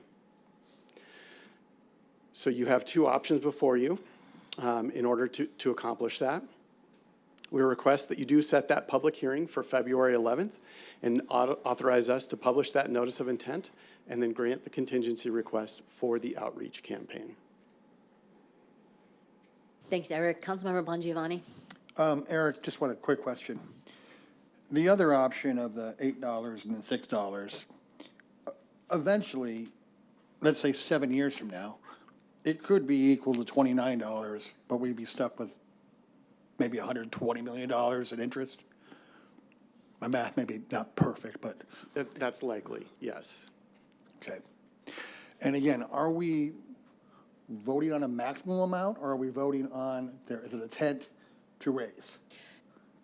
Eric just outlined exactly what we would be voting for, which would be to set the date for February 11th for the meeting, for the public hearing meeting, and that the maximum that the council would consider is what's presented in your packet. Thank you, Mayor. Councilmember Tilke. Thanks, Mayor. Just a couple items. I know that we always talk about residents and what they pay, but businesses pay as well. And so I think I had asked for some more information on how those bills, I know we got a very quick slide that showed some different types of billing, but not what their actual bills would be impacted. But I'm wondering in the future if this council would like to maybe entertain that the Public Works Advisory Board has somebody representing the business community's input, not just the experts in the field. That might be helpful. I had a whole list of questions that I think we went over at a high level but didn't get into any specifics, so I'm assuming what that means to me is that needs to go to the communications team and maybe not be brought before the council this evening. Again, we went really fast past what that looks like on a bill, on your bill. So could you go back one more slide, Eric? Thanks. Oh, no. I thought that's what he said, so and then it went by real fast. But I think maybe, again, if the council doesn't want to talk about this tonight, that's fine. Perhaps it's part of education. But what I was hoping to hear tonight was an example of my bill. I'm just going to use my bill so that we could actually see what's happening, because I think that's what the residents want to hear is, how does it really impact me? Because before I say anything else, I appreciate everything, and I know this is what we need to do. So please don't think that I'm saying that we don't need to, thank you, that we don't need to do all of these things that you've talked about. I really believe it. I just think that we need to understand the impact to the everyday citizen and the everyday business when we go forward. So I just want to make sure, just for me in my bill, and I'm averaging. Before we raised rates last year, my bill, the highest I got was about $90. It stayed about the same. I have grass. I'm required to have grass in my front yard at least. And so when we added the bill last year, my bill, well, it went up to $180. Now it's at $150, and I don't do winter grass. So it's about $150. So that's a $60 increase last year. So that was, I believe, when you showed it, that was the 48% that we agreed to for the first year, and then 25% for next year. So, and this is what I don't understand. Am I doing 25% of the $60 or the $150? So if it's 25% of the increase, and I don't think it is, but let's say it, is it of the 150 or, I know, I'm just estimating. I know there's all these fees in there, but $60 was what my increase was. So if we're adding 25% in April this year, am I correct in that? For just water. Just of the water portion. Just water, yeah. Is it 25%? 25% of whatever the water portion of your bill is currently. So not the $60 increase, but whatever your actual water portion is. Okay. Yeah. So it's probably going to be a little more than the 25% of 60. So I'll just say, just for quick numbers, that'll be a $15 increase minimum if I don't water any more than I am with winter grass right now. Yeah, just winter grass. And then, and I'm still confused because I know it was one question I asked. Is it $29 for everybody, or is it now I'm in the top the next year, so I'm going to get $30 or $40? We're all treated equally under the sewer, sewer bill, so it's a flat fee. Okay, so another $21. So that's a 40. In April, I can expect a $44 minimum increase in my bill. So from last April to this April, I'll be going from $90 to $194 in my lowest watering months. Did I do that? And I think it's more.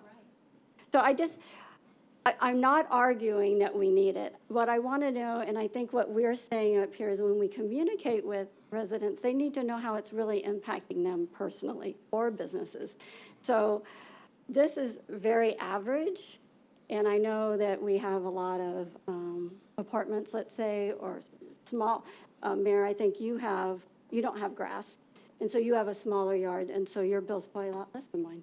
But yeah, mine went from 88. Well, are you talking your total bill, including sewer, garbage, everything? You're talking total. That's 150 total. Yeah. That's what. Councilmember Kowalski and I were talking about. Mine went from $88 to $110. I have no grass. I have all xeriscape landscaping. I have fake grass in my backyard. So total, it went from $88 to $110. $110.01. I just looked on my phone. So I'm only bringing this up because I want us to be very, very transparent. All of the information that you've provided is very, very thoughtful and it's very high level. But I think the everyday resident and the everyday business wants to know, okay, what does this mean for me? And I think the council that's going to be voting on that needs to understand that we've already approved the 25% increase in water, and now we'll add another $29 for this. And so I just want us to be transparent in that. And and Eric, you know, I love when you present because I know I can trust everything that you say and what you put up there. I think I just want to look at it a little differently just so that the community understands. And I appreciate that you said it is $29. Just on the presentation, you might want to change that from estimated, if it is definitely $29, because that was confusing to me. That made me think that it wasn't $29. Yeah. Thank you, Mayor and Councilmember Tilke. Thank you for those words. To address a few of your points, the last one first, when we have a finalized rate study, we can say it's $28.72 or whatever that number is. I've rounded them just for ease of presentation. We also, every year, develop the bill calculator so that our residents and our businesses can go on the bill calculator and look at what it is that their service levels are now, and then with the proposed changes, they can see what that would be in the future. We have always been able to do that in the months leading up between this notice of intent and the actual vote, because council has always narrowed it down to one option for us. If I'm reading things correctly right now, maybe that's not going to happen tonight, but so it will add a little bit more complexity into that for our customers, and we'll have to still present various options for them based on whichever choice council makes in February. One of the questions we asked at the retreat was regarding the billing. Last time we said that it was going into effect in April, and we all, not you guys because you understood billing, but we didn't, that that meant that when you got your bill in April, the rates were in effect for March. So we just need to be real clear. Do you know what that is today? Yes. The language we are going to try to use is that the bills in April will reflect the new rates on them. Okay. I think that hopefully makes that clear. But for the water rates, it's a rate based on your usage. So whatever you used in March will be on your April bill, whenever that comes. If it's April 1st or April 2nd or April 3rd, yes, it will be whatever you used in March. For the sewer rates, should they change, it will be a flat rate for everyone, and that won't go up because it's not based on usage. That's correct. Okay, thank you. I said that correctly. So that would show up on your May bill. It will show up on the April bill. So still, the April bill so changes. You're billing that forward, not right. Okay. All right. Thank you. It's a lot to digest. Councilmember Bongiovanni. Thank you, Mayor. Eric, you mentioned these are going to be different pipe standards that we'll be purchasing. What were they again? How many years? Can you say that again? Yeah, you mentioned the new pipes that we will be installing possibly are different than the iron ones that we have now. Yes. How many years are they expected to last? 50. 50. 50? Yeah. They pull a liner through. It's a really fun thing. We just did this actually along the Western Canal. They pull a liner through, they fill it with water, they heat cure it, and it stays inside of that pipe, and it allows the same flow to go through. And it's inert. It won't degrade. They're getting really good life cycles out of this technology. Okay. Thank you. your idea of fun and my idea of fun are We two can different crawl things. in there together, come on. Any other questions or comments for Eric at this time? And I think you heard that you weren't going to hear which way that these options were going to go, and I thought we discussed that at the retreat too, because two of us won't be here in February when this vote is made, so I don't think it would be fair for anybody to come to a consensus this evening and not know how your two new council members are going to move forward when you do come to this discussion at that point. So Mayor, what I might suggest then is so that the council can have that option in February, that we notice with the all-cash option, with the understanding that we're still considering the phased cash bond mix. That allows the council to make that choice in February. The all-cash option would be the higher option for the residents' perspective, from the residents' perspective of what they would see in their bills, so that's probably the safer way to move forward. Councilmember Torgerson? I thought it was just a notice of an intent to increase, not by any number per se, but as this whole thing unravels, I'm just upset with the whole thing at this point. I'm upset with how much it is. The ductile iron was the standard, 20 years ago. Great. I'm a layman. Iron and waste don't mix. So to me, that was like, how did this occur? How did this become a standard? And we're asking an awful lot of people. Is there a way to extend this time to, not going to call it buy-off, but the education, the feedback, something to occur rather than this what I consider an extremely short timeline? Is there something we can do here? Because I'm not happy. I'm just leaving it at that. I'm really not happy. It's not that I'm not happy with you. I'm not happy with my back against a wall. I'm not happy with presenting people with yet another increase in things, and nobody has knowledge about it up to this point as far as the public.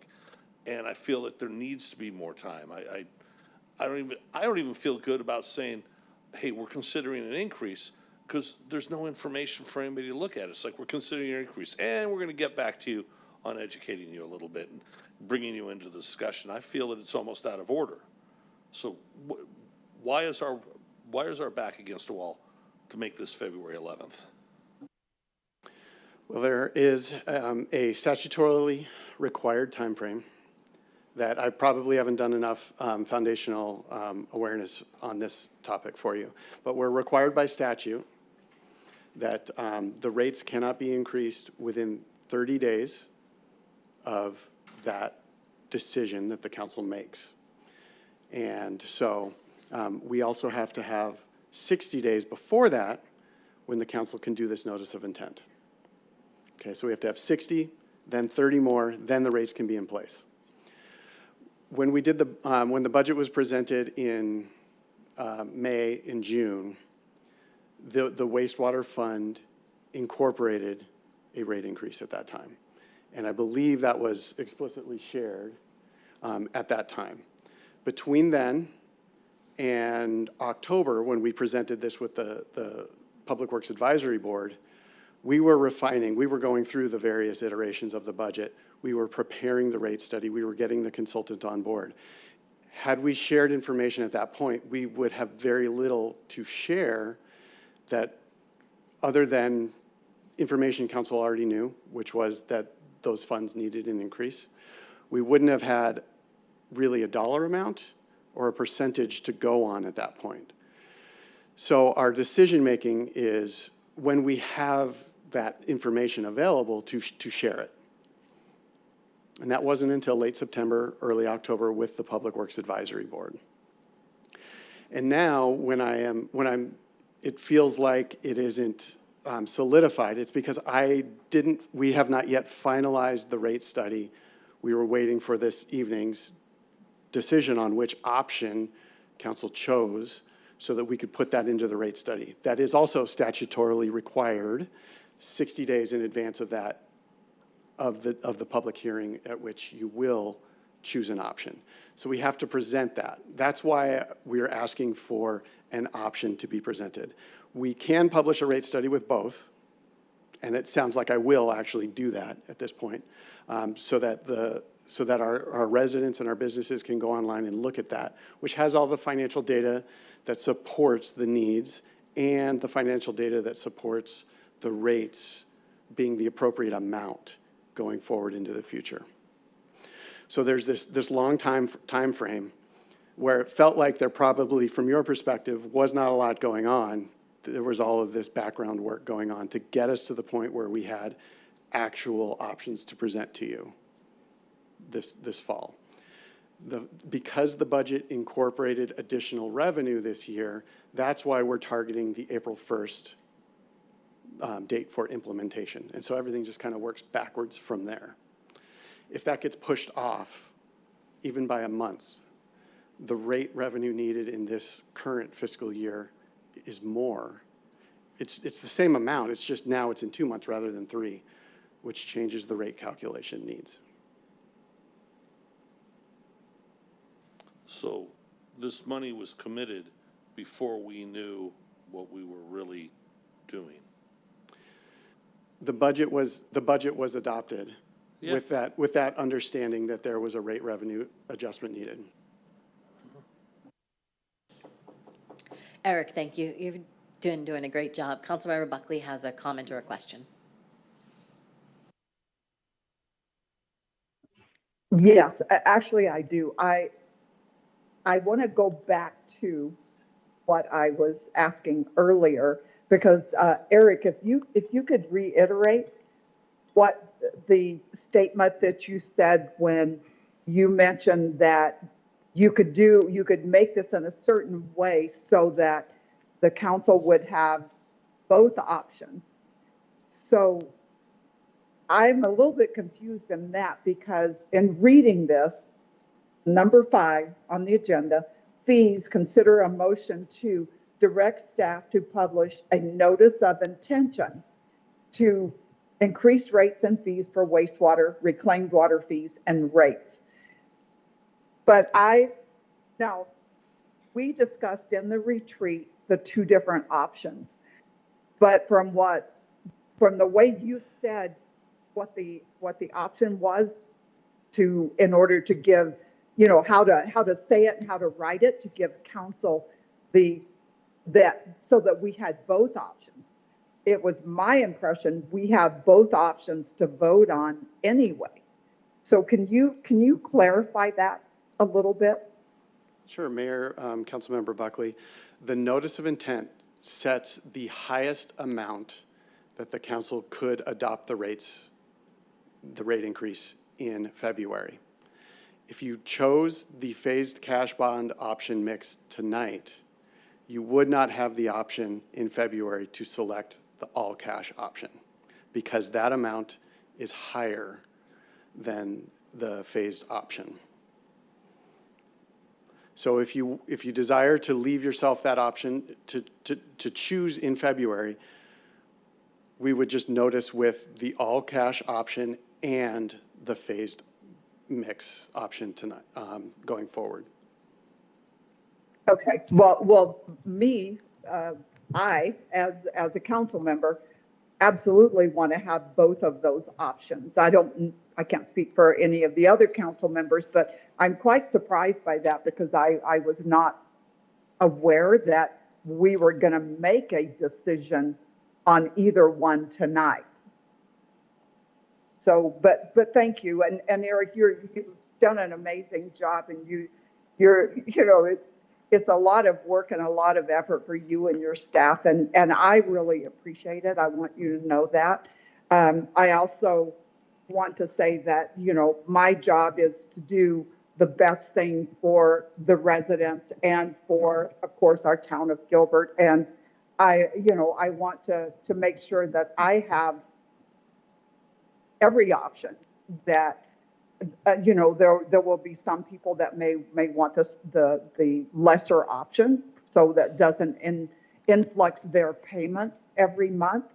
I don't like this. I don't like having to do this either. But again, I will reiterate what Councilmember Koprowski said, and this is our job. This is what we're here for. We have difficult decisions to make, but I don't want any of those options taken away from us that we can consider come February. So that's why I wanted to confirm this, and I thank you very much. Councilmember Bongiovanni? Let's go to Councilmember Kaprowski. I should go to her first. I got it. Councilmember Karpowski? I just wanted to do a quick math exercise because I know that we are probably all thinking what happens if we delay the increase to our rates. And this, was discussed during the Public Works Advisory Board.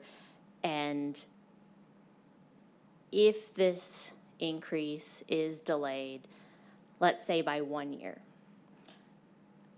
there's still a $230 million gap we're trying to bridge. So instead of going from $33 a month to the $62 a month, which is a $29 increase, if we delay it 1 year, it needs to be a $45 increase because of that 12 months we're losing.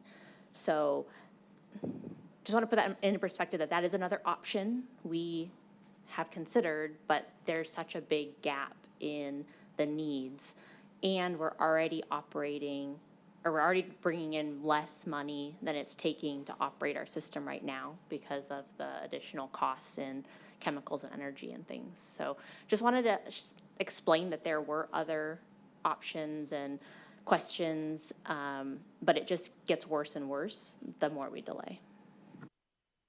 Councilmember Bongiovanni? Thank you, Mayor. Being an engineer, Councilmember Kaprowski, I trust your math totally.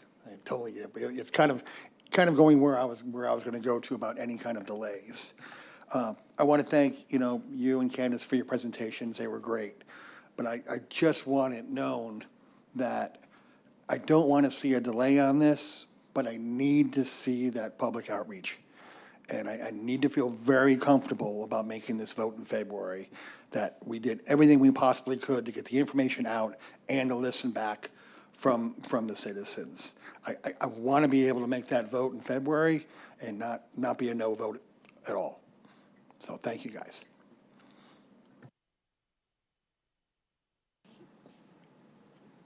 Vice Mayor Anderson?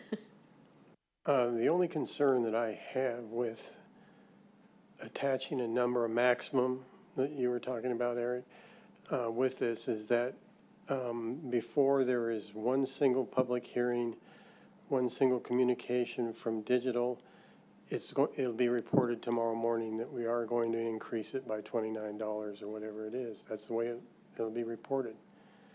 And that concerns me. So I think your idea about the rate study for both is, like you said, you're probably going to have to do that. Yeah, Mayor, Vice Mayor, there's no way around it. State law requires us to post what the maximum amount could be. And so we can include both because the maximum is included in one of the two. And folks will report what they will report. Folks always report what they will report. And considering it doesn't say $29 anywhere on any of the stuff that we have in front of us, it gets even more confusing, I think. And they will report whatever they want to report, right? I would go with the all cash anyway, so that would be my choice, but I did not understand from the retreat that we would be expected to make this decision here tonight, even for the notice of intent. I thought the notice of intent was kick this baby off and we'll get moving forward, and then in February, the council would come back and make that decision. Then, I even said it to Councilmember Kaprowski when she talked about what her choice would be. I did not get that from that retreat at all that day. So just laying that out there, that the words are not matching what we're hearing or understanding as a council, because I know I've heard it from a few people. But I would just publish both. We know the all cash is higher. That could potentially be the increase, but we don't know what that increase is really going to look like yet. And hopefully that's what the press will report. Mayor and council, my apologies. That is a failure of communication on my part. That you do still have the flexibility, though, going forward. We can push this decision down the road, and we have a way forward. Thanks, Eric. You have done a great job tonight. You have taken all the hits from the dais tonight. I really appreciate it. And I too appreciate when you do presentations. Well, the staff does a great job anyway, but Eric, you do a really good job. So nothing on you. And I do enjoy giving you a hard time at times though. So thank you again. And you can sit down now. Thank you. And I will, I only have one slip on this item, Mr. Mark Thompson. He doesn't wish to speak, but he's against this and doesn't want us to increase fees after a tax increase on sale purchases, is what he wrote. So I wanted to make sure to get that into the record. I also had no comments online on any of the items this evening, so I'll close the public hearing, bring it back to the dais for discussion and/or motions. Anybody? Bueller? I'll make a motion Okay. to direct staff to publish a notice of intention to increase rates and fees for wastewater and reclaimed water fees and rates with a maximum rate increase in alignment with the all-cash option, but with a rate study that supports both the all-cash and the phased cash bond option. Set the public hearing date for February 11th, 2025, and approval of a wastewater fund contingency in the amount of $140,000 to support a traditional media and print educational campaign to inform the public of the rate increases. I have a motion. Can I have a second? I'll second that. I have a motion by Councilmember Kaprowski, seconded by Councilmember Bongiovanni. All those in favor, please say aye. Aye. Aye. Any opposed? Nay. Motion passes 6-1 with Councilmember Torgerson dissenting. That concludes our public hearing portion of our agenda. Everybody's been up here for almost 3 hours. Does anybody want a break or just want to plug through? Break? We need a 5-minute break, please. We'll take a recess.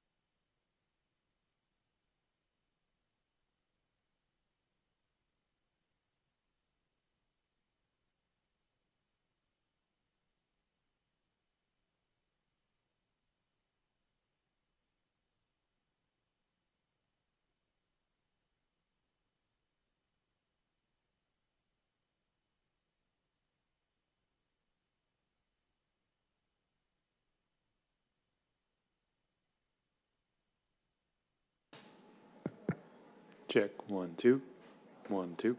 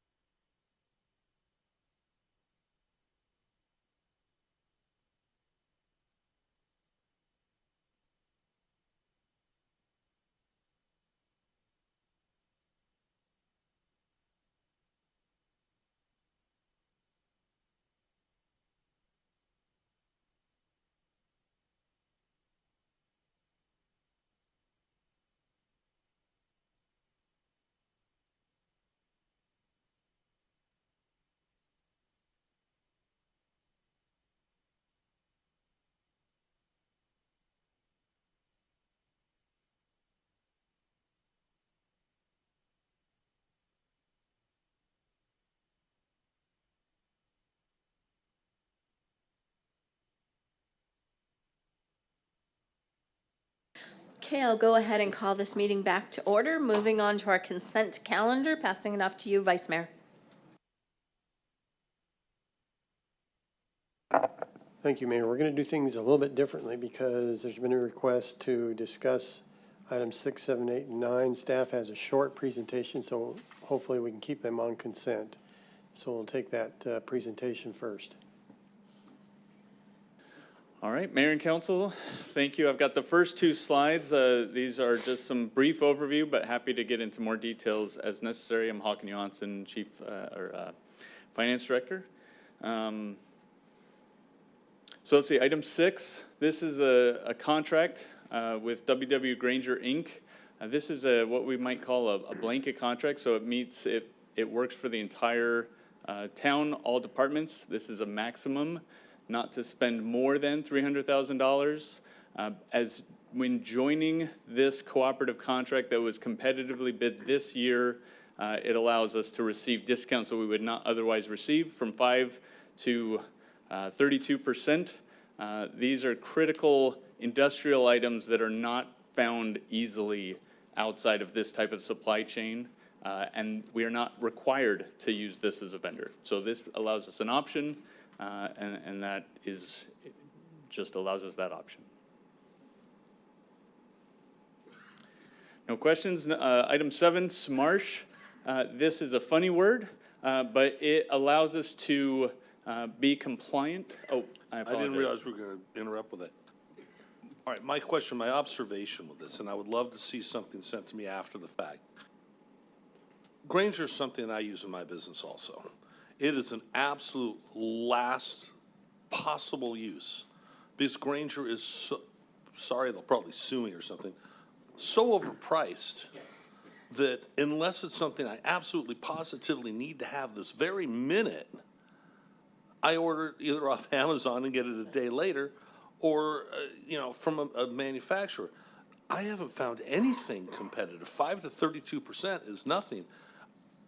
I would like to see what's been done in retrospect. If this is, last line of defense, like we got to have this today or this fire truck goes down or, this, I get it. Yep. But other than that, to me, it is, we laugh about it. I mean, literally, it's like, no, unless nobody has it, we don't go there. So I was just concerned to see something that I know is not of good value, at least in my business. And I have that same business thing where I get 5 to 32% or some odd number, and it's still terrible. No, thank you for your comments, Mayor, Councilmember Torgerson. I did pull some figures. So to give you some scope and scale of the type of work that we do here, $300,000, if you think of across general fund, all of the water fund, all of the wastewater fund, our capital projects team, that is a very minuscule dollar amount. Our typical spend with them is less than $300,000 a year across our entire organization. And what it tends to be is pumps, and it is that emergency item that we gotta have it as quick as we can. And Amazon doesn't carry the phalange, whatever item that we might need. Additionally, because we're a public or entity and not a private business, our procurement code requires us to go through some certain hoops and actually doesn't allow us to spend freely on Amazon the same way that some other organizations might be able to. And so this is preparing us in the future for flexibility, and it is something that we price, we compete on price. So, Amazon being the worst example, because I actually the point is made, though. Absolutely, yep. All right, thank you. Thank you. So back to SMARSH. This is a technology solution that allows us to be compliant with public records requests related to our mobile devices. And so this is a service that is required in order to remain compliant with those records and allows us access to and be able to search. And if there are more detailed questions, I can get our IT team up to respond more specifically. But. No, it's just to make sure that I was reading this right.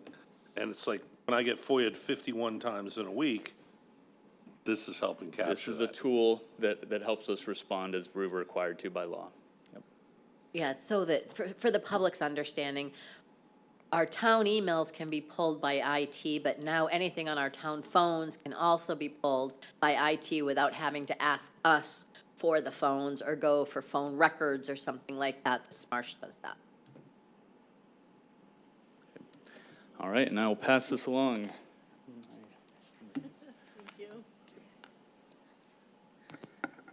Good evening, Mayor and council members. Susanna Struble, Town Engineer, and, oh, there we go. You made me a little nervous there. So we have an item on here, item number 8 on your agenda, is to add a sewer line improvement to the Melody and Pioneer Improvement Project as we were moving through to final design on this project. In looking at this a little further with the current emphasis or focus on the Northwest redevelopment area, that there was a recognition there was no sewer in this area, and we do believe that this may be an area that will move at some time in the future as that emphasis progresses, to have some redevelopment going in there, and sewer supply would need to be there. So the proposal before you this morning is a change order to allow our designer to go forward with the design of that sewer line at this point in time, so we can have it installed before the pavement goes down, so we don't have to cut that right away. There's a little extra in there as well that helps with any extra services for our internal staff to also be able to charge to the project. So CIP charges all of their efforts that they do towards the projects, and so there is an increase in contingency that would cover that as well with this agenda item. Exactly what I was going to ask. Why is there an extra 50,000 over and above? And you've answered it. Thank you. And moving on to item number 9 before you tonight is a change order with Core Construction, who was our CMAR for this project. This is moving forward with about $165,000 to work through the final reconciliation on the GMP for this project. As we have moved through this project, there have been several items that have come about from a technology perspective that have somewhat extended the project timeline, required some additional security efforts, inclusive of some noise attenuation and some other items. And so this would then basically cover those costs that as we were progressing and having to keep that dispatch running and going, that we would like some authorization to move forward with. The second piece of this is the project management services that go along with the Barco system, which is a system that basically is the audio-visual system. It's the system that the dispatch needs to be able to see what's going on in the areas that they need to understand and be able to convey that information effectively. There was a lot of commissioning. This technology was advancing as we were putting it into the system. We haven't completely done that updates, but we did a lot of research and timing in that over the last several months to make sure that we put the right system in and that it was able to basically be deployed as quickly as possible, which will happen in January. So that's what this cost is for.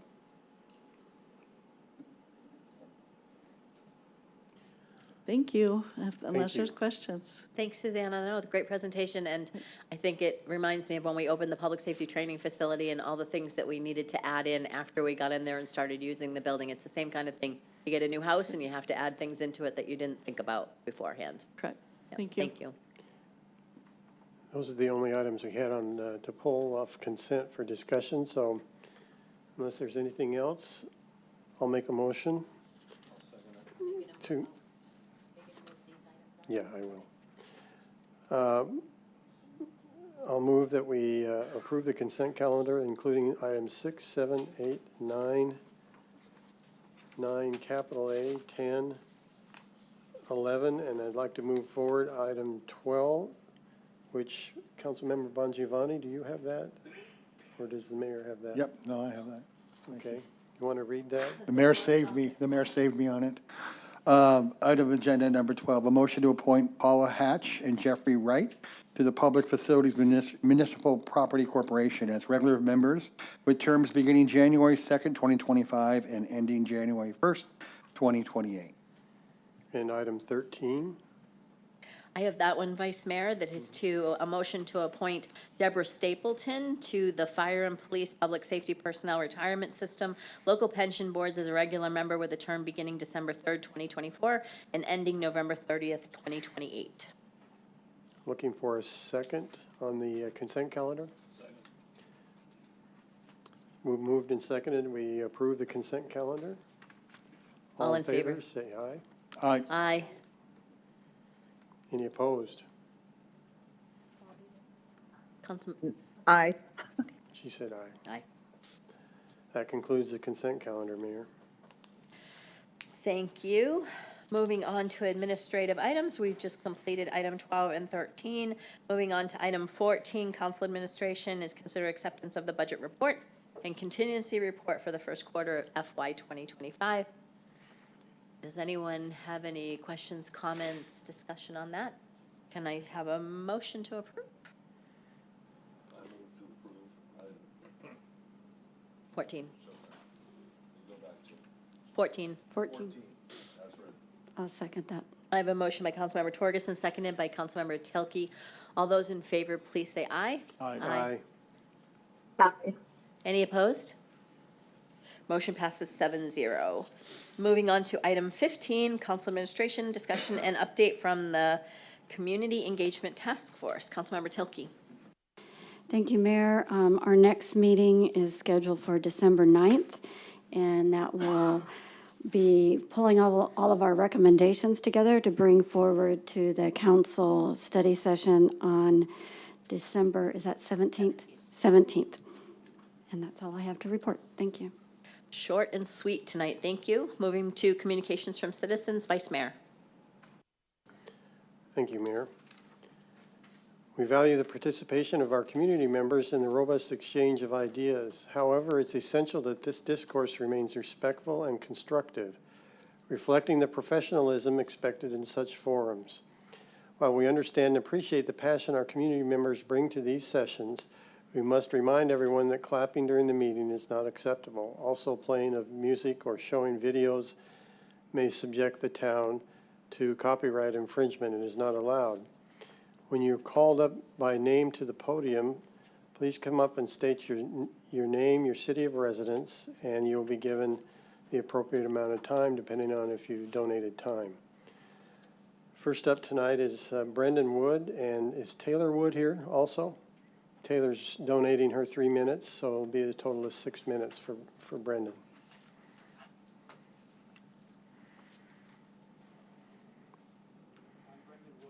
Can you please turn on the microphone? Thank you. Hello, I'm Brendan Wood. Thank you for the opportunity to speak this evening. I'm a lifelong resident of College Park Country Estates, one of Gilbert's original neighborhoods, established in 1972. I'm here today to request the council's help in saving the landscaping along the public right-of-way in our subdivision from removal by the Gilbert Street Department. This plan contradicts the certified arborist report, an existing landscape maintenance agreement approved by the town council, as well as key policies in the town's general plan and shade and streetscape master plan. The Gilbert Streets Department has notified homeowners that tree removals will begin December 16th, with the rest scheduled for removal by June 30th, 2027. Initially, the department justified the removals by declaring the trees hazardous before any arborist report was conducted.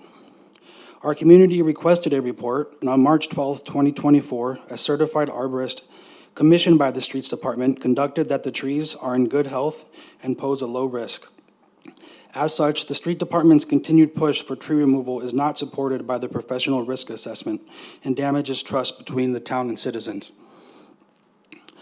College Park Country Estates is one of approximately 23 pre-1985 developments in Gilbert without a homeowners association or PKID to maintain the rights-of-way.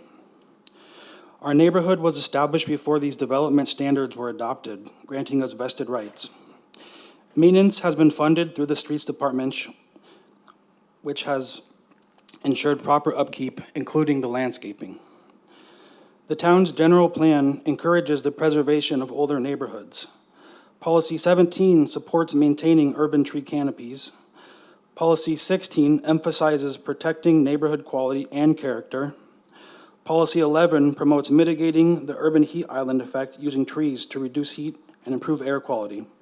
Removing these trees directly undermines all of these policies.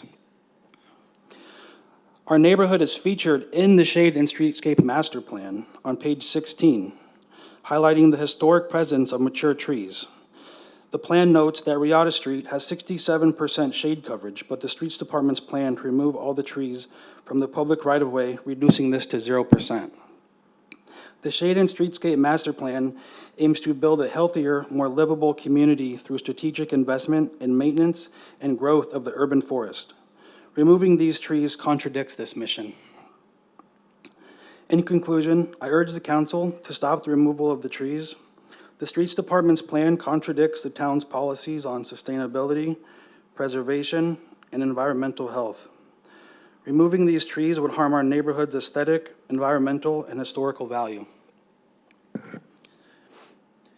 Preserving them aligns with the town goals and protects the long-term well-being of College Park Country Estates. I ask for your support in maintaining and protecting these trees, ensuring our historic neighborhood is preserved for future generations. Thank you for your time and consideration. Thank you, Brendan. Next is Rayanne Wood and Allison Hograff. Are you here? You're donating your time? So, Rayanne, 6 minutes.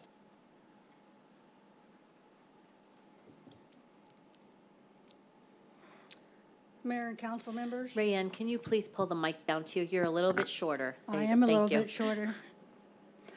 All right, Mayor and council members, my name is Rayanne Wood. I'm here today with other neighbors to request the council's and the mayor's help in saving the trees and landscaping along the public right-of-way in our neighborhoods by the Streets Department. I moved into this neighborhood in 1995 with my husband and my 2 young kids. As you can see now, Brendan is not a young kid anymore. I've lived in that neighborhood for 30 years. It's an amazing neighborhood. There's not a lot like them in Gilbert. We have horses, chickens, ducks, goats, turtles, you name it, there's animals in there. We also have trees. We have a lot of trees in the neighborhood. Yesterday, I was looking out my kitchen window trying to decide what I would say to you today, and I noticed a Harris hawk fly into the neighbor's yard, landed on the fence, and then as I continued to watch, I noticed there was 4 Harris hawks flying around, landing in the trees. These Harris hawks, they don't live on Riata in the trees in jeopardy. However, it is part of their habitat. My adult son, Brendan, and his wife have moved back into his childhood home, and they're expecting their first child, which in turn is my first grandchild. Soon we'll be a 3-generation family living in this neighborhood. College Park Country Estates. Again, I've been there for 30 years. It saddens me that my granddaughter, it's going to be a girl, may not be able to see the beauty of the trees that we've enjoyed over the last 30 years. The trees and grass in our flooded, water-irrigated property provide a lot of shade and thus cooler temperatures. On any given day, our neighborhood is 5 to 8 degrees cooler than the surrounding Gilbert area. With this neighborhood being developed before the last land and community rules and regulations, I do not understand or agree with the town of Gilbert wanting to cut down the trees. Eucalyptus trees are all around Gilbert. Patterson Elementary is surrounded by eucalyptus trees. Boyce Thompson Arboretum has over 1,200 different types of eucalyptus trees, dating back to the 1920s. Thousands of visitors go there every year. So I don't understand how these trees could be considered an unsafe species, as well as the arborist report deemed them to be in fair to very good condition. Phase 2, which I call it Phase 2, but basically in 2027, they're proposing to coming in and cutting down the rest of the trees along Riata Street. In closing, I ask you to help save our trees, help save the shade in our neighborhood, save the cooler temperatures in our neighborhood, save the Harris Hawk's habitat, save my granddaughter's view and her play area. Please review all the requests and documents presented throughout tonight from my neighbors and my son. The Town and Landscape Department to find another way for the Town of Gilbert and the Landscape Department to save money on maintenance in order for us to save our trees in our neighborhood. Thank you very much. Appreciate your time. Thank you. Next, Robert Bachhuber. To who?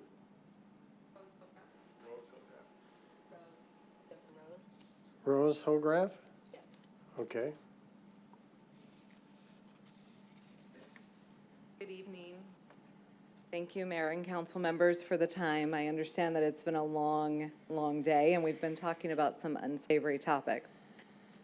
I came here today to support the community, as you've heard from Brendan and Rayanne, and I didn't plan on speaking, but recognizing, and actually I'm glad that I did put my piece of paper in to speak, because listening to all of you discuss the importance of listening to residents and what they have to say, it warmed my heart, frankly. And this should be a topic that would actually make the press proud and serve the council members to do something great and easy. It's saving the trees.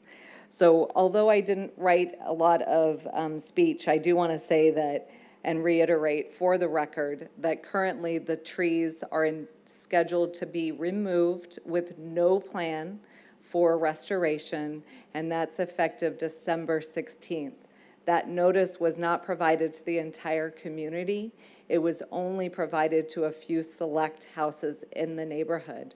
So when we're talking about public education and residents and communication, that hasn't been happening in this instance. And the information that Brendan has identified with the further arborist report indicating that these trees are in good condition, if not great condition, and they respectfully have a low risk to the residents. And then there is an existing land maintenance agreement that the city of Gilbert is servicing. And more importantly, the general plan and shade of the streetscape master plan.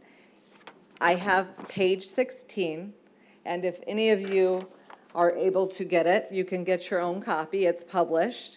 And the part that we're talking about is right here, this little area. That is the street of Riata.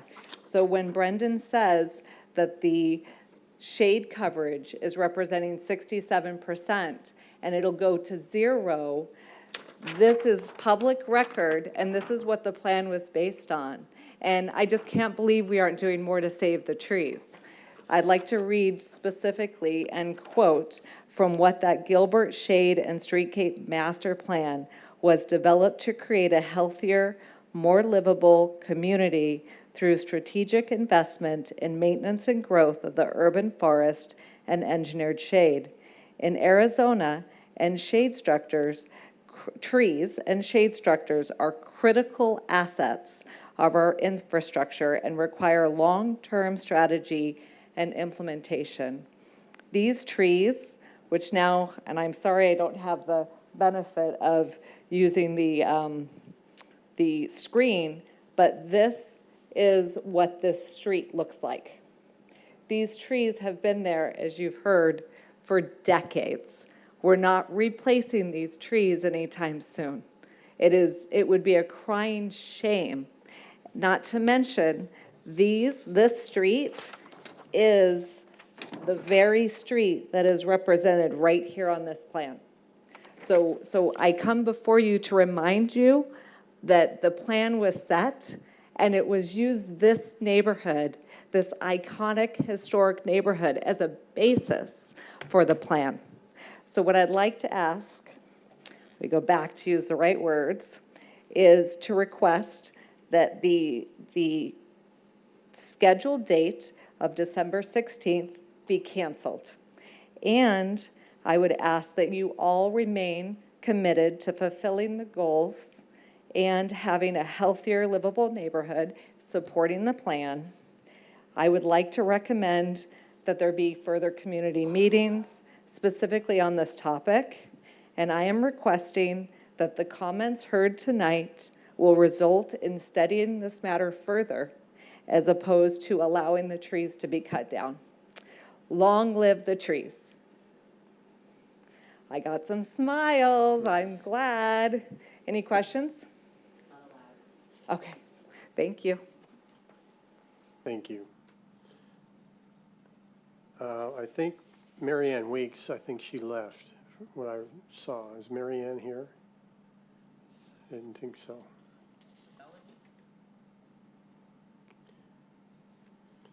Next up is Melanie Rodriguez.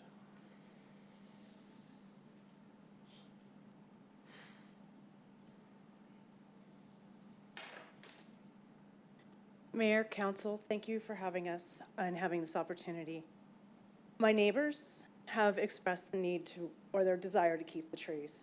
My passion is public service.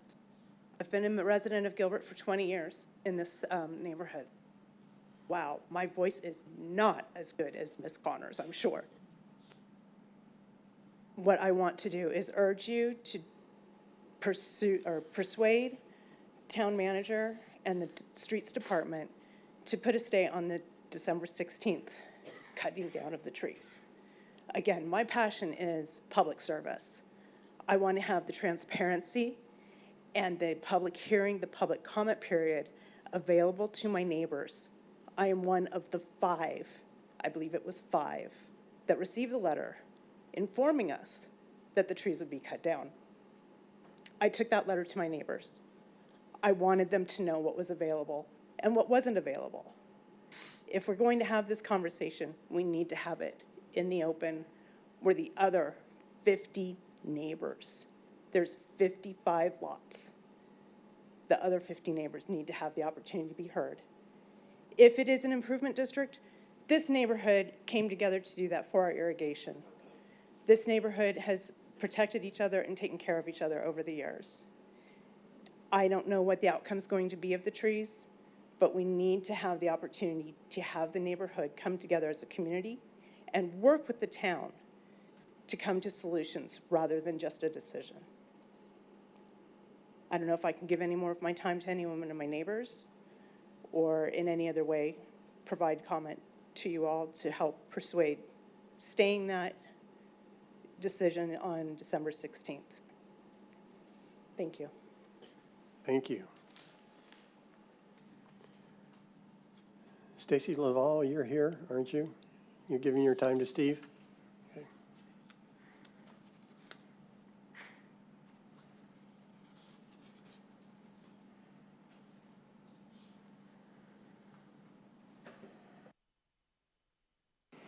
All right, hello, good to see you guys. Sorry I missed you a couple weeks ago. I'll be hit or miss here. But I have to say, keep their trees, my God, it's in your paperwork.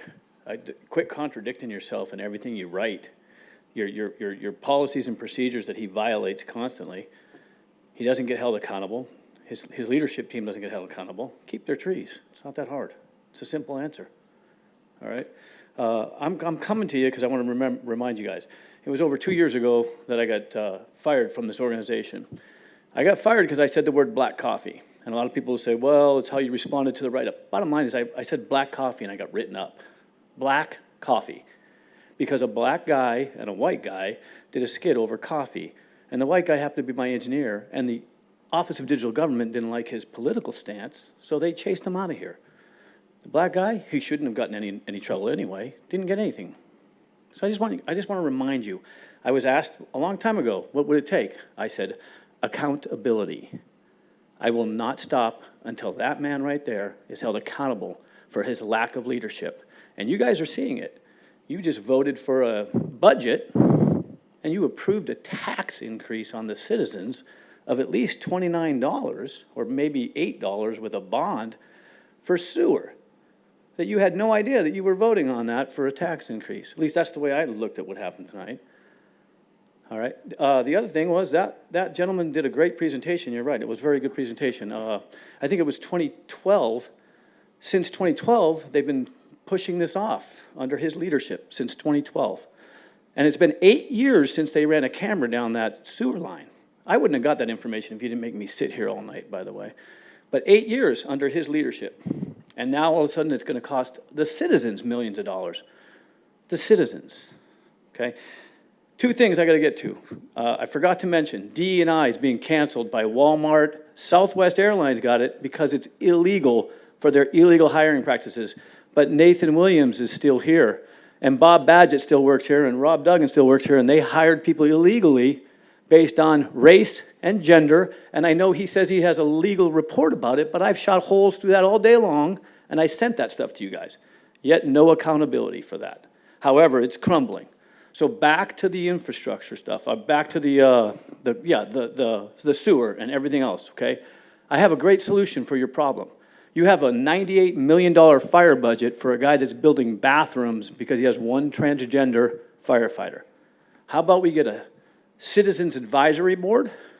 I'd be more than happy to partake in that. I know the fire department pretty well. We could even invite Dana Birchman back to sit on it because she'll have a different view than me. And we can start advising on, really, do we need to take these stations that were built 20 years ago to be 100-year stations with 4 bays for build-out and knock down and do remodeling at millions of dollars when you can take that millions of dollars and you can give it to the wastewater and the sewer people? That would save us taxpayers a lot of money. So why is it that you always come after the citizens for money and you don't look internally at some of the flaws in your budget? Just a really fair question, I think. So I really would like an answer on the Citizens Advisory Board for the Station 4 remodeling, because you need to bring a hazmat team in there. Station 4 is in a residential area, not a lot of hazmat needs. You're going to have hazmat needs throughout your city because you're going to have natural gas at houses. But you could at least put your hazmat unit somewhere where there's an industrial place, where there's maybe a little bit more high risk there. I don't know, it seems like it's kind of, they want to say centrally located, but yet they've had it way out east for years. I don't know what the justification is. But I'd sure like to see a little bit more, say, transparency to the public, to the citizens who are getting stuck with these bills, about every little decision that is made on every department, really. But beginning with that and the fire department, all over one transgender. And the last thing I'm gonna leave you with, and I'll get going, is your fire chief, from what I understand, had a required all-women's meeting. So every woman in the fire department was required to be at that meeting. They got paid overtime if they were off duty. If they were on duty, they were pulled off a truck. And by the way, they should get paid that. But then he told them it was an all-women's meeting, and then HR showed up. And HR had 2 women sitting in there. So my question is, I can do the public records request. It just takes months for your staff to get it to me because I know they get a lot of public records requests. But my question is, why is he having a meeting with all the women?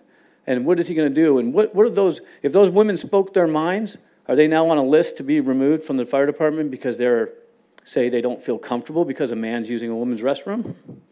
I'd just be curious if somebody up there wants to do a little research and maybe give me some answers on that meeting, or maybe save me the time from putting in a public records request. Because I think it's kind of odd that that happened. And I'll have some more information, some new stuff that I'm digging into, but it takes me a while because I do have other things. But I am doing some research, and I will come back with some more information from the other public record request information I have. Thank you for your time. And by the way, have a Merry Christmas. Thank you. That concludes the communications from citizens. Patrick, would it be worthwhile to agendize this issue on the trees in some way? We have.